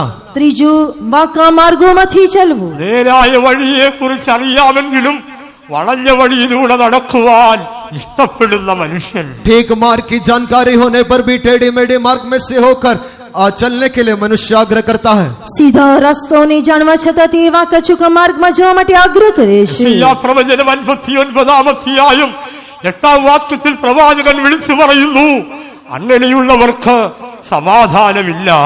यशायाह की पुस्तक 59 अध्याय उसके 8वें वचन में नबी इस प्रकार कहता है कि ऐसे लोगों में विश्राम या शांति नहीं होता है. યશાયાનું પુસ્તક 59માં અધ્યાયના છેલ્લી કલમમાં પ્રભુદકી પ્રમાણે કહે છે કે તેઓના જીવમાં વિશ્રામો મળશે નહીં. വളഞ്ഞ വഴിയിലൂടെ നടക്കുന്ന മനുഷ്യന് സമാധാനത്തിന്റെ വഴി അറിയാതെ പോകുന്നു. टेढ़े मार्ग में से होकर जाने वाला मनुष्य वो शांति के मार्ग को कभी नहीं जानता है. વાંકા ચૂકા માર્ગેથી જનાર માણસ ક્યારે પોતાના જીવનમાં શાંતિને પ્રાપ્ત કરશે അവരുടെ નહીં. വഴികളിൽ ന്യായമെന്ന് പറയുന്നതില്ല. उनके मार्ग में न्याय या धर्म नहीं दिखाई देता है. અને તેઓના માર્ગમાં કોઈ ન્યાય દેખાશે അവർ નહીં. തങ്ങൾക്കായി വളഞ്ഞ വഴികളെ ഓരോ ദിവസവും ഉണ്ടാക്കിക്കൊണ്ടിരിക്കുന്നു. वे लोग अपने आप के लिए रोज वो टेढ़े और मेढ़े मार्गों को बनाते रहते हैं અને તેઓ રોજિંદા જીવનમાં પોતાના માર્ગે વાંકા માર્ગોને બનાવતા રહે છે. അവസാനമായി വായിക്കുന്നു, അതിനാൽ അവന് സമാധാനം ഇല്ലാതെ പോകുന്നു. और अंत में हम पढ़ते हैं कि इस कारण उसके जीवन में शांति पाई नहीं जाती है. અને તેને એ જ કારણે આપણે વાંચીએ છીએ કે તેઓના જીવનમાં કોઈ શાંતિ જોવા મળતી വളഞ്ഞ નથી. വഴിയിലൂടെ നടക്കുന്ന ഒരുത്തനും സമാധാനം അനുഭവിക്കുകയില്ല എന്ന് ദൈവം അരുളി ചെയ്യുന്നു. टेढ़े मार्ग में से होकर चलने वाला मनुष्य अपने जीवन में कदापि शांति को प्राप्त नहीं करेगा, ऐसे परमेश्वर कहता है. ઈશ્વરનું વચન જણાવે છે કે વાંકા માર્ગેથી જનાર ક્યારેય પોતાના જીવનમાં શાંતિને પ્રાપ્ત કરી શકશે નહીં. ദൈവത്തിന്റെ മഹത്വമുണ്ടാകട്ടെ. परमेश्वर के नाम की महिमा हो. ઈશ્વરના નામની મહિમા થાઓ. ജീവിത പന്താവിൽ സമാധാനവും വിശ്രാമവും ഇല്ലാത്തതിന്റെ രഹസ്യം നാം ഏത് പാതയിലാണെന്ന് അന്വേഷിക്കുക, കണ്ടുപിടിക്കുക.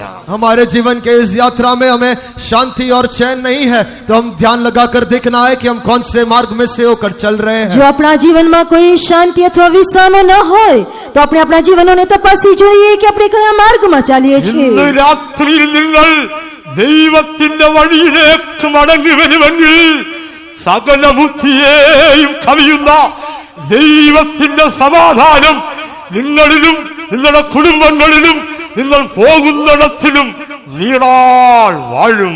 आज रात अगर आप परमेश्वर के मार्ग की ओर फिर कर आने से, तो सारे बुद्धि के परे जो परमेश्वर की शांति है, उस शांति से परमेश्वर आपको और आपके परिवार को वो चलाएगा. અને જો તમે તમારા પોતાના માર્ગોથી પાછા ફરીને ઈશ્વરના માર્ગોમાં આવશો તો દરેક સમજથી બહાર જે ઈશ્વરની બુદ્ધિ છે તે તમને તમારા કુટુંબને ઈશ્વરની શાંતિથી દોરશે. രണ്ടാമതായി സദൃശ്യവാക്യങ്ങൾ 14 12 വാക്യം നാം വായിക്കുമ്പോൾ अगला नीति वचन 14वें अध्याय उसके 12वें वचन को जब हम पढ़ते हैं, નીતિ વચન 14મો અધ્યાય તેની 12મી કલમ વાંચતી વેળાએ ചിലപ്പോൾ ഒരു മനുഷ്യന് അവന്റെ വഴി ചൊവ്വായി തോന്നും, എന്നാൽ അതിന്റെ അവസാനമോ മരണ വഴികളാകും. ऐसा हो सकता है कि एक मनुष्य को अपना मार्ग वो ठीक दिखाई पड़े, पर उसका अंत मृत्यु की ओर ले जाता है. એક એવો માર્ગ છે કે જે માણસોને ઠીક લાગે છે પણ તેનું પરિણામ મોતનો માર્ગ છે. ചൊവ്വായി തോന്നുന്ന വഴികളിലൂടെ പോകുന്ന മനുഷ്യരെ നമുക്ക് കാണുവാൻ കഴിയുന്നു. वो अपना मार्ग ठीक है करके समझ कर चलने वाले मनुष्य को भी हम देख सकते हैं. અને પોતાની દૃષ્ટિમાં જે ઠીક લાગે છે તેવો માર્ગ, ഏത് വഴിയെ പോകണമെന്ന് ദൈവത്തിന്റെ വചനം വിളിച്ചു പറയുമ്പോൾ അതിനെ കൂട്ടാക്കാതെ അതിനിടം കൊടുക്കാതെ സ്വന്തം വഴിയിലൂടെ പോകുന്നവർ അത് ക്രൈസ്തവ ഗോളത്തിലും अनेक വളർന്നുകൊണ്ടിരിക്കുന്നു. कौन से मार्ग में चलना है करके परमेश्वर बतला कर देने पर भी अपने ही मार्ग में चल कर जाने वाले कई सारे लोग इस मसीह दुनिया में भी हम देख सकते हैं. આ ખ્રિસ્તી જગતમાં જોતી વેળાએ ઈશ્વર ઘણા લોકોને કયા માર્ગમાં ચાલવું તે જણાવવા છતાં તે માર્ગને છોડીને પોતાની દ્રષ્ટિમાં ઠીક લાગનારા માર્ગમાં ચાલનારા એવા ઘણા બધા લોકો മനസ്സിൽ છે. തോന്നുന്നതെല്ലാം ദൈവത്തിന്റെ വഴിയല്ല. मन में जो कुछ आता है वो सब कुछ परमेश्वर का मार्ग होना जरूरी नहीं है. મનમાં જે ઠીક લાગે છે દરેક ઈશ્વરનો માર્ગ છે એમ ન જાણવું മനസ്സിൽ જોઈએ. തോന്നുന്ന വഴിയിലൂടെ നടന്നാൽ അവസാനം അത് മരണത്തിലേക്ക് അത് നടത്തുന്നതായിരിക്കും. हमारे मन को ठीक लगने वाले मार्ग में से होकर हम चलते रहने से अंत में वो मृत्यु की ओर हमें ले जाएगा. આપણી દ્રષ્ટિમાં આપણને ઠીક લાગે તેવા માર્ગમાં ચાલવાથી તે આપણને મોતના માર્ગમાં લઈ જશે. മത്തായി സുവിശേഷം 7-ാം അധ്യായം 13-ാം വാക്യത്തിൽ നാം വായിക്കുമ്പോൾ അവിടെ വീതിയുള്ള പാതയെ കുറിച്ച് നാം കാണുന്നു. मत्ती रचित सुसमाचार 7वें अध्याय उसके 13वें वचन को जब हम पढ़ते हैं तब उधर हम पढ़ते हैं कि एक चौड़ा मार्ग हम उधर देखते हैं. માથીની લખેલી સુવાર્તા 7મો અધ્યાય તેની 13મી કલમમાં આપણે એક વિશાળ એટલે કે ચોડા માર્ગને જોઈ શકીએ. നാഷണൽ ഹൈവേ പോലെ വീതിയുള്ള വഴി അത് നാശത്തിലേക്ക് നമ്മെ കൊണ്ടെത്തിക്കുമെന്ന് തിരുവചനം പ്രസ്താവിക്കുന്നു. एक राष्ट्रीय राजमार्ग का समान दिखाई देने वाला मार्ग हमारे जीवन के अंत में हमें विनाश की ओर ले जाएगा. રાષ્ટ્રીય ઘોરી માર્ગ આપણા જીવનમાં લાગનારો માર્ગ આપણને અંતમાં વિનાશમાં પહોંચાડશે. മനുഷ്യന് സ്വാതന്ത്ര്യമുണ്ട് ഏത് വഴിയിലൂടെയും നടക്കുവാൻ, എന്നാൽ ദൈവം അതിനെ വിലക്കുന്നു. मनुष्य के पास स्वतंत्रता है, वो आजाद है कि वो कौन से मार्ग को चुनकर उस पर चले. એક માણસના જીવનમાં એ પ્રમાણે આઝાદી છે કે કયા માર્ગે ચાલવું તે પોતે પસંદ કરી શકે. വീതിയുള്ള വിശാലമായ വഴിയിലൂടെ നടക്കേണ്ട ഇടുക്കമുള്ള പാത തിരഞ്ഞെടുക്കുവീൻ, അതാണ് നിത്യതയിലേക്കുള്ള വഴിയെന്ന് യേശു പറയുന്നു. यीशु इस प्रकार कहता है कि उस चौड़े मार्ग को छोड़कर उस सकेत मार्ग में से होकर चल तो वो जीवन की ओर ले जाएगा. પ્રભુ ઈસુ ખ્રિસ્ત કહે છે કે જે વિશાળ માર્ગ છે તેને તજીને સાંકડા માર્ગેથી પ્રવેશ કર, તે તને અનંત જીવનના માર્ગમાં પહોંચાડશે. ജീവന്റെ പാതയെന്നും നല്ല പാതയുമെന്നുമൊക്കെ യേശു തിരുവചനത്തിൽ പ്രസ്താവിച്ചിരിക്കുന്നു. जीवन का मार्ग है और वो भला मार्ग है करके प्रभु यीशु मसीह कहता है. પ્રભુ ઈસુ ખ્રિસ્ત કહે છે કે તે જીવનનો માર્ગ, તે ઉત્તમ માર્ગ છે. സ്വർഗത്തിലേക്കുള്ള വഴി, നിത്യതയിലേക്കുള്ള വഴി, അത് ഇടുക്കമുള്ള വഴിയാണെന്ന് തിരുവചനം നമ്മെ പഠിപ്പിക്കുന്നു. स्वर्ग की ओर का मार्ग या नित्य जीवन की ओर का मार्ग वो एक सकेत मार्ग है. ઈશ્વરનું વચન જણાવે છે કે સ્વર્ગ તરફનો માર્ગ, અનંત જીવનનો માર્ગ, તે સાંકડો માર્ગ છે. നമുക്കവിടെ കൂട്ടുകാരും കാണത്തില്ല, നമ്മെ സഹായിപ്പാൻ ആരും കാണത്തില്ല, അനുകൂലമായി ലോകത്തിൽ ആരും കാണുകയില്ല. ഇടുക്കമുള്ള പാതയിലൂടെ പോകുന്നവരെ അത് നിത്യതയിലേക്കുള്ള വഴിയാകുന്നു. उस सकेत मार्ग में से होकर चलने वालों के लिए कोई मित्र नहीं हो सकता होगा, कोई सहायक नहीं हो सकता, आश्रय रखने के लिए कोई हो नहीं सकता, पर वही मार्ग हमें नित्य जीवन की ओर ले जाएगा. અને એ સાંકડા માર્ગેથી પ્રવેશ કરતી વેળાએ કોઈ દોસ્ત નહીં હોઈ શકે, કોઈ સહાય કરનારું નહીં હોઈ શકે, આશ્રય લેવા માટે કોઈ નહીં હોઈ શકે, પરંતુ તે સાંકડો માર્ગ તમને અનંત જીવનમાં എന്നാൽ પહોંચાડશે. വിശാലമായ വഴിയോ അത് നമ്മെ നാശത്തിലേക്ക് കൊണ്ടെത്തിക്കുന്നു. पर वो विशाल या चौड़ा मार्ग हमें अंत में विनाश की ओर ले जाएगा. પરંતુ તે વિશાળ માર્ગ તમને નાશમાં પહોંચાડશે. മലയാളത്തിൽ ഇങ്ങനൊരു പാട്ടുണ്ട്, അതേ ഈ വഴി വളരെ ഇടുക്കം ഞെരുക്കം ആരിതു കടന്നിടുമോ, ഈ വഴി വളരെ ഇടുക്കം ഞെരുക്കം ആരിതു കടന്നിടുമോ, കൂട്ടുകാർ ചുരുക്കം സഖായികൾ ചുരുക്കം ആയിരല്ലോ മോക്ഷവഴി, കൂട്ടുകാർ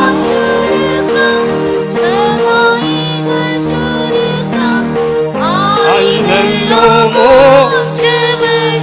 ഹല്ലേലൂയ. കൂട്ടുകാരില്ലാത്തൊരു വഴിയുണ്ട്, സ്നേഹിതന്മാരില്ലാത്തൊരു വഴിയുണ്ട്, അതാണ് അതേ നിത്യതയിലേക്കുള്ള വഴി. मित्र नहीं है ऐसा एक मार्ग है, प्रेमी या संगी लोग नहीं है ऐसा एक मार्ग है, पर वही मार्ग है जो नित्य जीवन की ओर हमें ले जाएगा.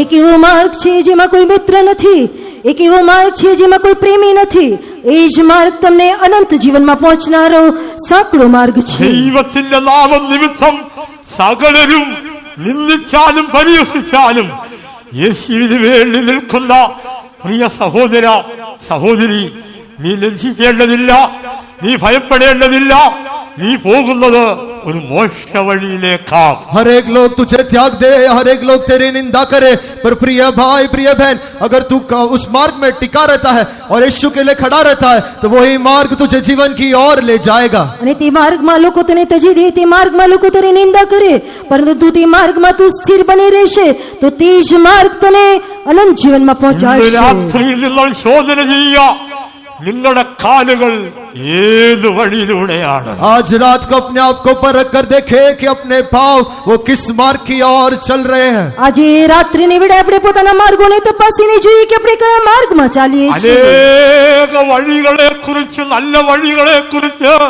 ദൈവത്തിന്റെ വചനത്തിൽ രേഖപ്പെടുത്തിയിരിക്കുന്നു. परमेश्वर के वचन में अनेक भले मार्गों के विषय में उल्लेख किया हुआ है. ઈશ્વરના વચનમાં ઘણા ઉત્તમ માર્ગો વિશે રેખાંકિત કરવામાં આવેલું છે. ജീവന്റെ വഴിയെന്നും നീതിയുടെ വഴിയെന്നും തിരുവചനത്തിൽ കാണുന്നു. जीवन का मार्ग और धर्म का मार्ग करके परमेश्वर के वचन में लिखा हुआ है. ઈશ્વરના વચનમાં આપણે જોઈ શકીએ કે જીવનનો માર્ગ છે, ന്യായપણાનો માર્ગ છે. കൽപ്പനകളുടെ വഴിയെന്നും അതേ ന്യായത്തിന്റെ വഴിയെന്നും നേരെയുള്ള വഴിയെന്നുമൊക്കെ തിരുവചനത്തിൽ രേഖപ്പെടുത്തിയിരിക്കുന്നു. आज्ञाओं का मार्ग, भला मार्ग और सीधा मार्ग करके परमेश्वर के वचन में लिखा हुआ है. ઈશ્વરના વચનમાં આપણે આજ્ઞાનો માર્ગ, નિયમનો માર્ગ તથા ભલા માર્ગ વિશે આપણે જોઈ શકીએ. ലോക സംഭവം കർത്താവിന്റെ വരവിനെ വിളിച്ചറിയിച്ചുകൊണ്ടിരിക്കുന്നു. ये संसार की घटना है जो आज हो रही है, परमेश्वर की आगमन को बुलावा देता है. આ સંસારમાં થનારા બનાવોને જોતા પ્રભુના આગમનને વિશે કહી રહ્યું છે. നമ്മുടെ കുറിവാക്യത്തിൽ നാം വായിച്ചില്ലോ,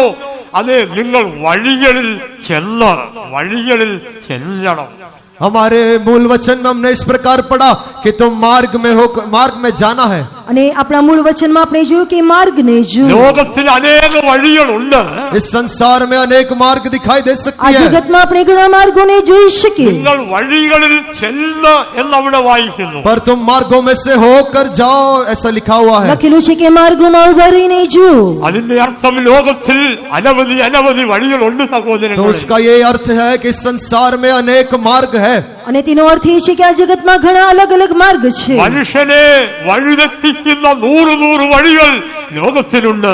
मनुष्य को रास्ता भटकाने वाले अनेक 100 से भी ज्यादा मार्ग दिखाई दे सकती है. એક માણસના માર્ગને ભૂલાવનારા ઘણા અલગ અલગ 100 પ્રકારના માર્ગ દેખાઈ શકે. ഈ ലോകത്തിൽ ശരിയായ വഴി ഏതാണെന്ന് തിരിച്ചറിയുവാൻ ഈ രാത്രിയിൽ നിങ്ങൾ നിങ്ങളെ തന്നെ പരിശോധിക്കുക. पर इस संसार में एक ठीक मार्ग कौन सा है, उसको जानने के लिए अपने आप को हम परख कर देखें. પરંતુ આ સંસારમાં એવો એક ઉત્તમ માર્ગ કયો છે તે આપણા જીવનોને આપણે પારખીને જોઈએ. വഴി സൂക്ഷിച്ചില്ലെങ്കിൽ തെറ്റിപ്പോകും കേട്ടോ. अगर हम मार्ग की चौकसी नहीं करने से हम भटक जाएंगे. જો આપણે એ માર્ગમાં સાવધાનીથી નહીં રહીએ તો આપણે માર્ગ ભટકી જઈશું. ഞാൻ ഈ ഗുജറാത്തിൽ വന്നപ്പോൾ ആദ്യമായി എന്നെ ബറൂച്ച് എന്ന സ്ഥലത്തേക്കാണ് നടത്തിപ്പുകാർ എന്നെ അയച്ചത്. जब मैं गुजरात में पहली बार आया था तो भरूच नाम एक शहर में मुझे बदली करके भेजा गया. અને જ્યારે ગુજરાતમાં પ્રથમ વખત આવ્યો ત્યારે આગેવાનોએ મારી બદલી ભરૂચ શહેરમાં કરી. എനിക്ക് ഗുജറാത്ത് എന്തുവാ ബറൂച്ച് എന്തുവാ ഒന്നും അറിഞ്ഞുകൂടാ. गुजरात क्या है, भरूच क्या है, इसके बारे में मैं अज्ञान था. અને ગુજરાત શું છે, ભરૂચ શું છે તેથી હું અજાણ્યો હતો. നടത്തിപ്പുകാർ എനിക്കൊരു കാർ, ഒരു വാഹനം തന്നു. चलाने वालों ने मुझे एक गाड़ी दिया. અને આગેવાનોએ મને એક ગાડી આપી. എനിക്ക് ആ കാറെ കയറി ഒന്ന് നടക്കണമെന്നുണ്ട്, പക്ഷേ വഴി അറിയാൻ വയ്യ. उस गाड़ी में बैठकर मैं यात्रा करना तो चाहता हूँ, पर किधर जाना है मुझे कोई रास्ता या मार्ग मालूम नहीं है. ગાડીમાં બેસીને હું આમ તેમ ફરવા માંગુ છું, પરંતુ હું માર્ગ નહીં જાણતો નથી. മാർക്കറ്റിൽ പോകുവാൻ ആരെങ്കിലും വിശ്വാസി സഹോദരങ്ങളെ വിളിച്ചാണ് മാർക്കറ്റിൽ പോകുന്നത്. मार्केट भी जाना हो तो कोई विश्वासी भाइयों को बुलाकर जाना पड़ता है. અને બજારમાં જવું હોય તો વિશ્વાસી ભાઈઓને બોલાવીને બજારમાં જવું પડતું ഒരു હતું. ദിവസം എന്റെ ഉള്ളിൽ ഒരു ചിന്ത വന്നു, ഞാൻ തന്നെ അങ്ങോട്ട് പോയാൽ എന്നാ. एक बार मेरे भीतर इस प्रकार एक विचार आया, मैं अकेला चला जाऊं तो क्या ही होगा. અને એક વખત મારી અંદર એ પ્રમાણે વિચાર આવ્યો કે જો હું એકલો જાઉં તો તેમાં શું કઈ ફરક પડશે. എന്റെ സ്വയത്തിനൊരു ചിന്ത വന്നു, ഞാൻ തന്നെ അങ്ങ് പോകാം. मेरे भीतर ऐसा एक विचार आया कि मैं अकेला ही चला जाता हूँ. અને મારી અંદર એવો વિચાર આવ્યો કે હું એકલો જઈશ. ഒരു ദിവസം ഞാൻ കാറെ കയറി മാർക്കറ്റിലേക്ക് പോയി. ഏതായാലും മാർക്കറ്റിൽ ചെന്നു. एक दिन मैं गाड़ी में बैठकर मार्केट की ओर गया. એક દિવસ હું ગાડીમાં બેસીને માર્કેટમાં તો ગયો. സാധനമൊക്കെ മേടിച്ചിട്ട് വലിയ ഗവയില് വാഹനത്തെ കയറി വണ്ടി സ്റ്റാർട്ട് ചെയ്ത് മുന്നോട്ട് പോയി. പക്ഷേ കറങ്ങി പിന്നെ മാർക്കറ്റിൽ വന്നു. और मैं मार्केट तो पहुंच गया. उसके बाद सामान लेकर बड़े घमंड के साथ मैं वापस आया और गाड़ी में बैठा. पर वापस मैं जब गाड़ी में बैठकर मैं गाड़ी स्टार्ट करके आगे बढ़ा, मैं घूमकर वापस मार्केट की ओर आकर खड़ा हो गया. બજારમાં જઈને દરેક ચીજ વસ્તુને ખરીદી લીધી. ગાડીને આગળ જવા માટે મેં શરૂ કરી.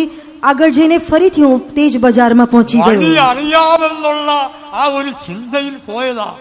4 പ്രാവശ്യം പിന്നെ മാർക്കറ്റിൽ ചെന്നു.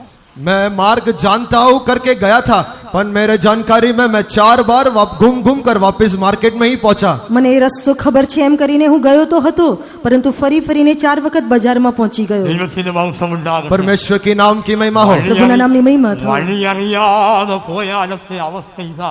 ചെല്ലേണ്ടിടത്ത് ചെല്ലാനൊക്കത്തില്ല കേട്ടോ. मार्ग अनजान होकर अगर हम जाने से तो हमारी अवस्था इस प्रकार रहेगी, हमें जहाँ पहुंचना है हम कदापि उधर नहीं पहुंच पाएंगे. આપણે માર્ગને જાણતા નહીં હોય અને જઈશું તો આ પ્રમાણે આપણી અવસ્થા થશે. જ્યાં પહોંચવાનું છે ત્યાં પહોંચી શકીશું નહીં. ഇന്ന് രാത്രി നിങ്ങൾ ശരിയായ വഴിയിലൂടാണോ പോകുന്നത്? ഇല്ലെങ്കിൽ ചെല്ലേണ്ടിടത്ത് ചെല്ലുവാൻ കഴിയില്ല. आज रात को क्या आप वो ठीक और भले मार्ग में से होकर जा रहे हो? ऐसा नहीं है तो आप जहाँ पहुंचना है उधर कदापि पहुंच नहीं पाओगे. આજે રાત્રિની વેળાએ તમારે કયા માર્ગમાં જવું છે? જે માર્ગમાં જવું હોય તે માર્ગમાં નહીં ચાલવાથી જ્યાં પહોંચવું છે ત્યાં પહોંચી શકશો નહીં. വഴി അറിഞ്ഞാൽ മാത്രം പോരാ, വഴി ശ്രദ്ധിക്കുകയും കൂടെ വേണം. मार्ग जानना है केवल उतना ही काफी नहीं, पर उसकी चौकसी या ध्यान भी लगाना है. માર્ગને જાણવાથી પૂરતો નથી, પરંતુ માર્ગનું ધ્યાન રાખવું જરૂરી છે. ഞാൻ അറിഞ്ഞ വഴിയിലൂടെയാണോ പോകുന്നതെന്ന് ശ്രദ്ധിക്കണം. क्या मैंने जाने हुए मार्ग में से ही होकर मैं चल रहा हूँ, ऐसे हम चौकसी या ध्यान लगाना है. હું જે માર્ગેથી જવા માંગુ છું તે ઓળખીને જાઉં છું કે નહીં તેનું ધ્યાન રાખવું જોઈએ. ഒരിക്കൽ വാപ്പി ഫെയ്ത്തോമിൽ ഒരു വിവാഹത്തിന് വന്ന ശേഷം ഞാൻ രാത്രിയിൽ കാറോടിച്ച് തിരിച്ചു പോകുന്ന വേളയിൽ एक बार वापस फेतों में एक शादी के पश्चात जब मैं वापस चर्च की ओर जा रहा था, એક વખત વાપી શહેરમાં લગ્નમાં ગયા પછી હું પાછો વિશ્વાસ ભવનમાં જઈ રહ્યો હતો. കുറച്ചു ദൂരം ചെന്നപ്പോൾ എന്റെ ശ്രദ്ധ വിട്ടുപോയി. थोड़ा दूर जाने के बाद मैं अपने ध्यान को घुमा दिया. અને થોડી દૂર પહોંચતા પછી હું બેધ્યાન થયો. പെട്ടെന്ന് നല്ല വഴിയിൽ നിന്ന് ആ സൈഡിലേക്ക് വണ്ടി ചാടി. उस समय जो ठीक मार्ग में से जा रहा था उसमें से थोड़ा भटक कर मैं उस बिगड़े हुए मार्ग में आ गया. અને હું જે માર્ગેથી જતો હતો તે માર્ગમાંથી મારું બેધ્યાન થયું, બીજા માર્ગે നല്ല દોરાયો. വഴിയിലൂടെ പോയപ്പോൾ നല്ല സ്മൂത്തായിട്ട് പോയ വണ്ടി സൈഡിലോട്ട് ഇറങ്ങിയപ്പോൾ കണ്ട ബോട്ട് പോകുന്ന പോലെ അത് പോയി. ഞങ്ങൾ 4 പേര് വാഹനത്തിലുണ്ടായിരുന്നു. ദൈവകൃപയാൽ ഒന്നും സംഭവിച്ചില്ല. अच्छे मार्ग में से होकर जब चल रहे थे तो गाड़ी एकदम स्मूथ होकर चल रहा था, पर उस साइड में उतारने के कारण बोट में नाव में जाने के समान उछला. पर परमेश्वर की अनुग्रह है कि हम 4 लोग थे और हम परमेश्वर ने हमें संभाला. માર્ગમાં જતી વેળાએ અમે ખૂબ જ સરળતાથી જતા હતા, પરંતુ માર્ગ ભટવાને કારણે જે પ્રમાણે હોડી ચાલે તરે છે તે પ્રમાણે અમે અમારી ગાડીમાં રહ્યા. અમે 4 લોકો હતા, પરંતુ ઈશ્વરે મારું રક્ષણ വഴി કર્યું. അറിയാമെങ്കിലും വഴിയിലൂടെയാണോ പോകുന്നത് എന്നൊരു ചിന്ത നമുക്ക് വേണം. मार्ग हमें पता होने पर भी क्या हम वही मार्ग में से होकर चल रहे हैं, ऐसा एक ध्यान और एक समझ हमें होना है. આપણે માર્ગને જાણવા છતાં આપણામાં એ પ્રમાણેની ખબર હોવી જોઈએ કે આપણે જે માર્ગમાં જવું છે તે જ માર્ગમાં ચાલીએ છીએ કે કેમ. കർത്താവായ യേശു ക്രിസ്തു പറയുന്നു, ഞാൻ തന്നെ വഴി. पर प्रभु यीशु मसीह इस प्रकार कहता है कि मैं ही मार्ग हूँ. અને પ્રભુ ઈસુ ખ્રિસ્ત કહે છે કે માર્ગ, હું જ માર્ગ છું. ആ യേശുവാകുന്ന വഴിയിലൂടെ പോയാൽ നിങ്ങൾക്ക് നിത്യതയിൽ ചെന്നെത്തുവാൻ കഴിയും. यीशु रूपी उस मार्ग में से होकर हम पसार करने से हम नित्य जीवन में प्रवेश कर पाएंगे. ઈસુ રૂપી માર્ગમાંથી જવાથી આપણે અનંત જીવનમાં પ્રવેશી શકીશું. പ്രാരംഭത്തിൽ നാം വായിച്ച വേദഭാഗത്തിൽ ഇപ്രകാരം നാം കാണുന്നു. पहले पढ़े हुए पवित्र वचन में हम इस प्रकार पढ़ते हैं, અગાઉ વાંચેલા પવિત્ર વચનમાં આપણે જોઈ શકીએ, നിങ്ങൾ വഴികളിൽ ചെന്ന് നല്ല വഴി ഏതെന്ന് ചോദിക്കണമെന്ന് വായിക്കും. तुम मार्ग में जाकर भला मार्ग कौन सा है करके पूछो. માર્ગમાં ઉભા રહીને તમે પૂછો કે ઉત્તમ માર્ગ કયો છે. നല്ല വഴി ഏതെന്ന് ചോദിച്ച് അതിൽ നടക്കണം. भला और सीधा मार्ग कौन सा है पूछकर उस पर चले. ઉત્તમ માર્ગ કયો છે તેની શોધ કરીને તેમાં ચાલીએ. അറിയാവുന്നവരോട് ചോദിക്കണം. जिसको मालूम है उसी से पूछना है. જે લોકોની જાણકારી છે તેઓની પાસે પૂછવું જોઈએ. ആരോടെങ്കിലും ചോദിച്ചാൽ പോരാ. किसी से भी पूछने से बात नहीं बनेगी. કોઈને પણ પૂછવાથી નહીં ચાલે. നിത്യതയിലേക്ക് പോകുവാനുള്ള വഴി ഏതാണെന്ന് അറിയാവുന്നവരോട് ചോദിച്ച് അതിൽ നടക്കുവീൻ. അവിടെ ചെന്നെത്തുവാൻ കഴിയും. नित्यता में जाने वाला मार्ग कौन सा है, ठीक जानकारी रखने वाले से पूछने से ही उस नित्यता में हम पहुंच पाएंगे. અનંત જીવનનો માર્ગ કયો છે તેવી સાચી ઓળખ રાખનારાઓને પૂછવાથી આપણે અનંત જીવનના માર્ગમાં પહોંચી શકીશું. അറിയാൻ വയ്യാത്തവരോട് റോഡിൽ കാണുന്ന ആരോടെങ്കിലും വഴി ചോദിച്ചാൽ ചെല്ലേണ്ടിടത്ത് ചെല്ലത്തില്ല. ദൈവത്തിന് സ്തോത്രം. नहीं जानने वाले किसी से मार्ग में किसी से भी पूछने से हमें जिधर पहुंचना है उधर हम कदापि पहुंच नहीं पाएंगे. જે માર્ગને જાણતા નહીં હોય અને કોઈને પણ પૂછવાથી જ્યાં પહોંચ્યું છે તે માર્ગમાં આપણે પહોંચી શકીશું નહીં. എവിടെയും ചോദിച്ചു പോയാൽ ജീവിതം നഷ്ടമാകും, നിത്യത നഷ്ടമാകും. किधर भी पूछ कर आगे बढ़ने से हमारा जीवन हम घुमा देंगे, उस नित्यता को भी हम घुमा देंगे. ગમે ત્યાં જઈને પૂછવાથી આપણે આપણા જીવનને ગુમાવી દઈશું, આપણી અનંતતાને આપણે ગુમાવી દઈશું. എന്റെ ജീവിതത്തിൽ അങ്ങനെ ഒരു സംഭവം ഉണ്ടായി. मेरे जीवन में भी ऐसे एक घटना घटी મારા थी. જીવનમાં પણ આ પ્રમાણે એક બનાવ બન્યો. ഞാനൊരിക്കൽ ബറോഡ സിറ്റി എന്ന സ്ഥലത്തേക്കൊന്ന് പോയി തന്നെ പോയത്. मैं एक दिन बड़ौदा सिटी में अकेला एक बार गया. એક વખત વડોદરા શહેરમાં હું પોતે એકલો ગયો. പോയിട്ട് തിരിച്ചു വന്നപ്പോൾ തിരിച്ചു വരാനുള്ള വഴി മനസ്സിലാകുന്നില്ല. वापस जब लौट रहा था तो वापस चर्च आने का मार्ग मुझे समझ नहीं आया. પાછા ફરતી વેળાએ વિશ્વાસ ભવનમાં આવવાનો માર્ગ મને જાણ થયો નહીં. അടുത്ത് അവിടെ റോഡരികിൽ നിന്ന ഒരു മനുഷ്യനോട് വാഹനം നിർത്തിയിട്ട് ചോദിച്ചു, അറിയാവുന്ന ഹിന്ദിയിൽ ധോത്തിരി ഇങ്ങനെ കൈ കാണിച്ചു എങ്ങനെയാണെന്ന് ബാക്കി അറിയാൻ വയ്യ. और रास्ते में खड़े हुए एक व्यक्ति से मुझे जैसा हिंदी आता था उससे मैंने एक्शन करके दिखाया कि गोत्री कैसे जाना है. અને માર્ગમાં હિન્દી ન જાણવાને કારણે જે પ્રમાણે મને આવડતું હતું એ પ્રમાણે ગોત્રી વિશ્વાસબન વિશે જાણકારી મેળવી. ഏതായാലും എന്റെ ഭാഷ ഉള്ളിക്ക് മനസ്സിലായി. ഉള്ളി പറഞ്ഞു സീത. कुछ भी हो मेरी भाषा वो समझ तो गए. उन्होंने बोला बस सीधा चलते रहो. ગમે તે રીતે તે ભાઈ મારી ભાષાને સમજી ગયા. તેમણે કહ્યું કે સીધા જાઓ. എനിക്കറിയത്തില്ല സീത എന്ന് പറഞ്ഞാൽ എന്തുവാന്ന്. സീത കൈ കാണിച്ചു ഇങ്ങനെ കാണിച്ചു. मुझे नहीं मालूम कि सीधा मतलब क्या होता है. उन्होंने ऐसा हाथ दिखाया और मैं भी चलता गया. અને હું જાણતો નથી કે સીધું કહેવાથી શું છે. તેમણે હાથ બતાવ્યો અને મને 10ാം જાણ ക്ലാസ്സിൽ എന്നെ മലയാളം പഠിപ്പിച്ചൊരു ടീച്ചറിന്റെ പേരാ സീത. दूसरे कक्षा में मुझे मलयालम सिखाए हुए एक सर का नाम सीधा था.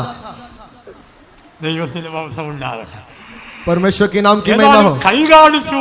എനിക്ക് മനസ്സിലായി നേരെ പോകാനാണ്. पर उन्होंने हाथ दिखाया तो मैं समझ गया कि सीधा जाना है. પરંતુ તેઓએ હાથ બતાવવાને કારણે સમજી ગયું કે સીધા જવું. ദൈവത്തിന്റെ മഹത്വമുണ്ടാകട്ടെ. परमेश्वर के नाम की महिमा हो. ઈશ્વરના નામની મહિમા થાઓ. അങ്ങനെ ദൈവകൃപയാൽ ഗോത്രി ഫെയ്ത്തോമിൽ വന്നു. ऐसे परमेश्वर के अनुग्रह से मैं बस अंत में गोत्री विश्वास भवन में पहुंच ही गया. અને છેલ્લે હું ગોત્રી વિશ્વાસ વનમાં આવ્યો.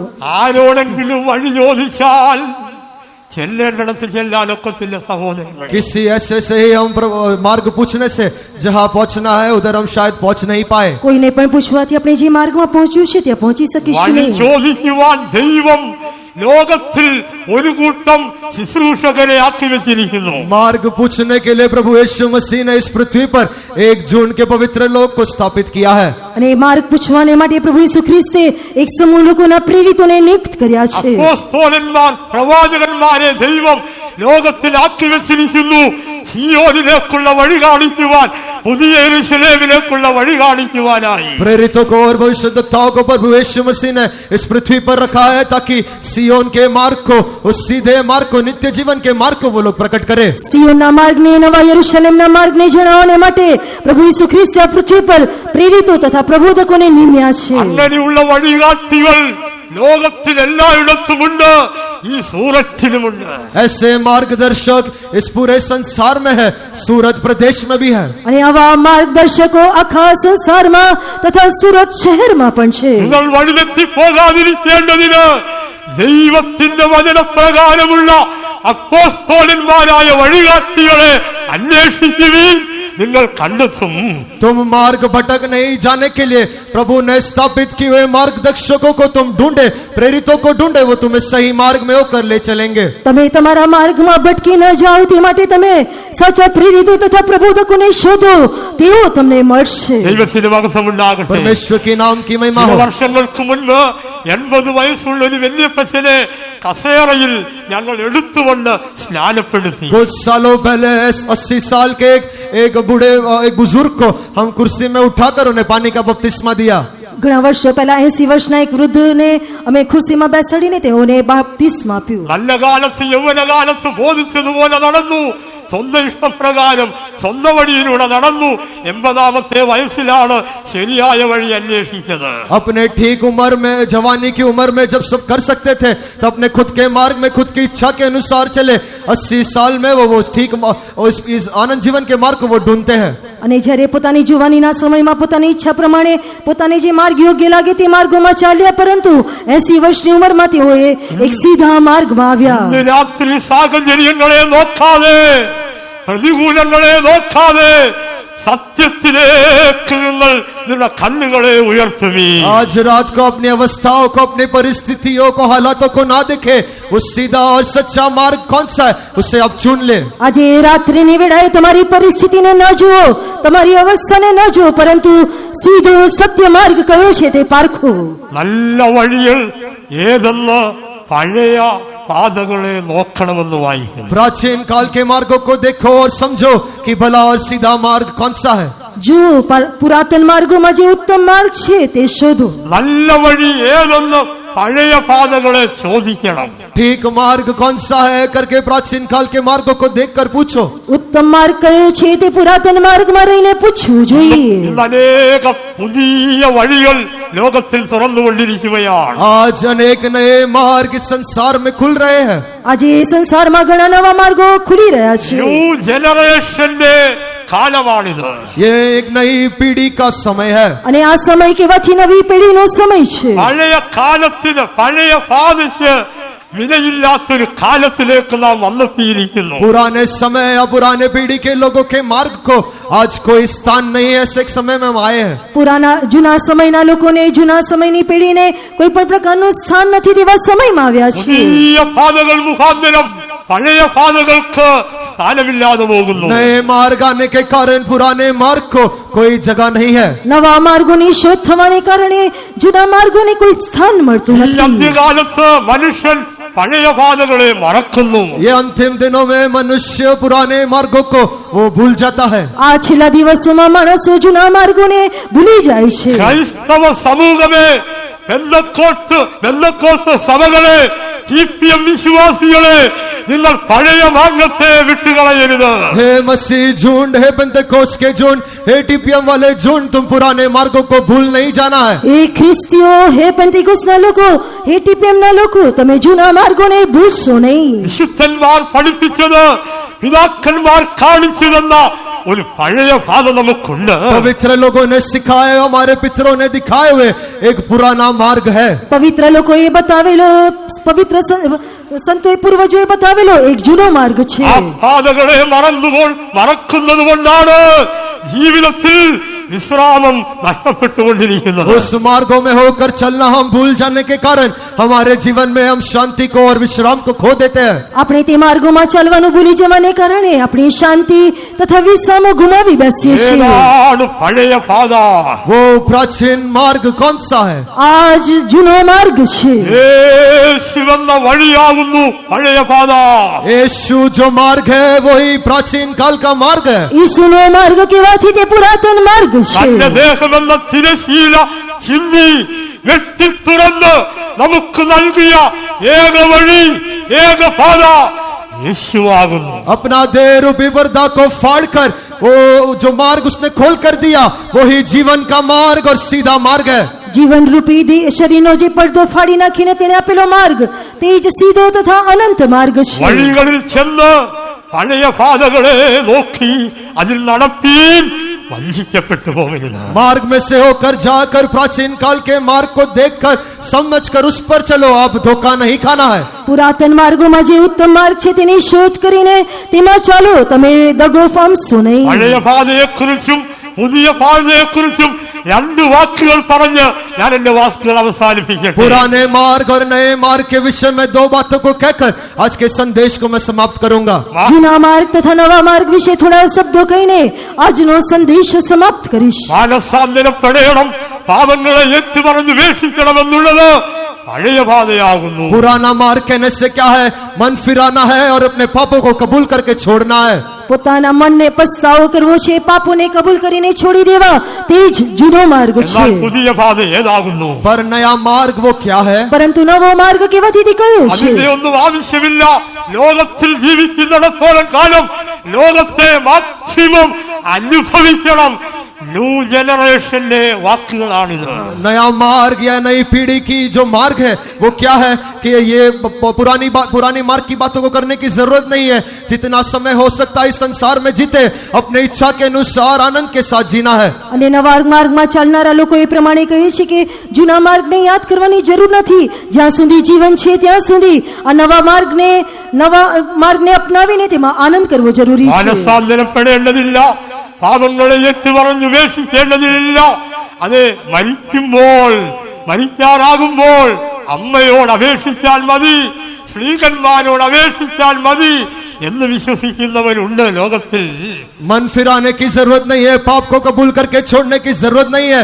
मरने के समय में केवल अपने माँ को या वो माँ को देखकर कबूल करना या प्रेरितों को देखकर कबूल करना, केवल इतना ही काफी है. ऐसे मानने वाले लोग भी इस संसार में है. આ સંસારમાં જોતી વેળાએ પસ્તાવો કરવો, પાપોને કબૂલ કરીને છોડી દેવા, એ પ્રમાણે જીવન નહીં વિતાવીને મરતા સમયે ફક્ત માની સામે અથવા પ્રેરિતોને સામે કબૂલ કરવાથી પૂરતું છે એમ કરીને જીવનારા ઘણા લોકો છે. മരണശേഷം എന്ത് കർമ്മപ്രവർത്തികൾ ചെയ്താലും ഒരുവന് ഒരു പ്രയോജനവുമില്ല എന്ന് തിരുവചനം പറയുന്നു. मरने के पश्चात कोई भी भले कामों को कितना भी तुम क्यों ना करो, उससे कोई लाभ नहीं है.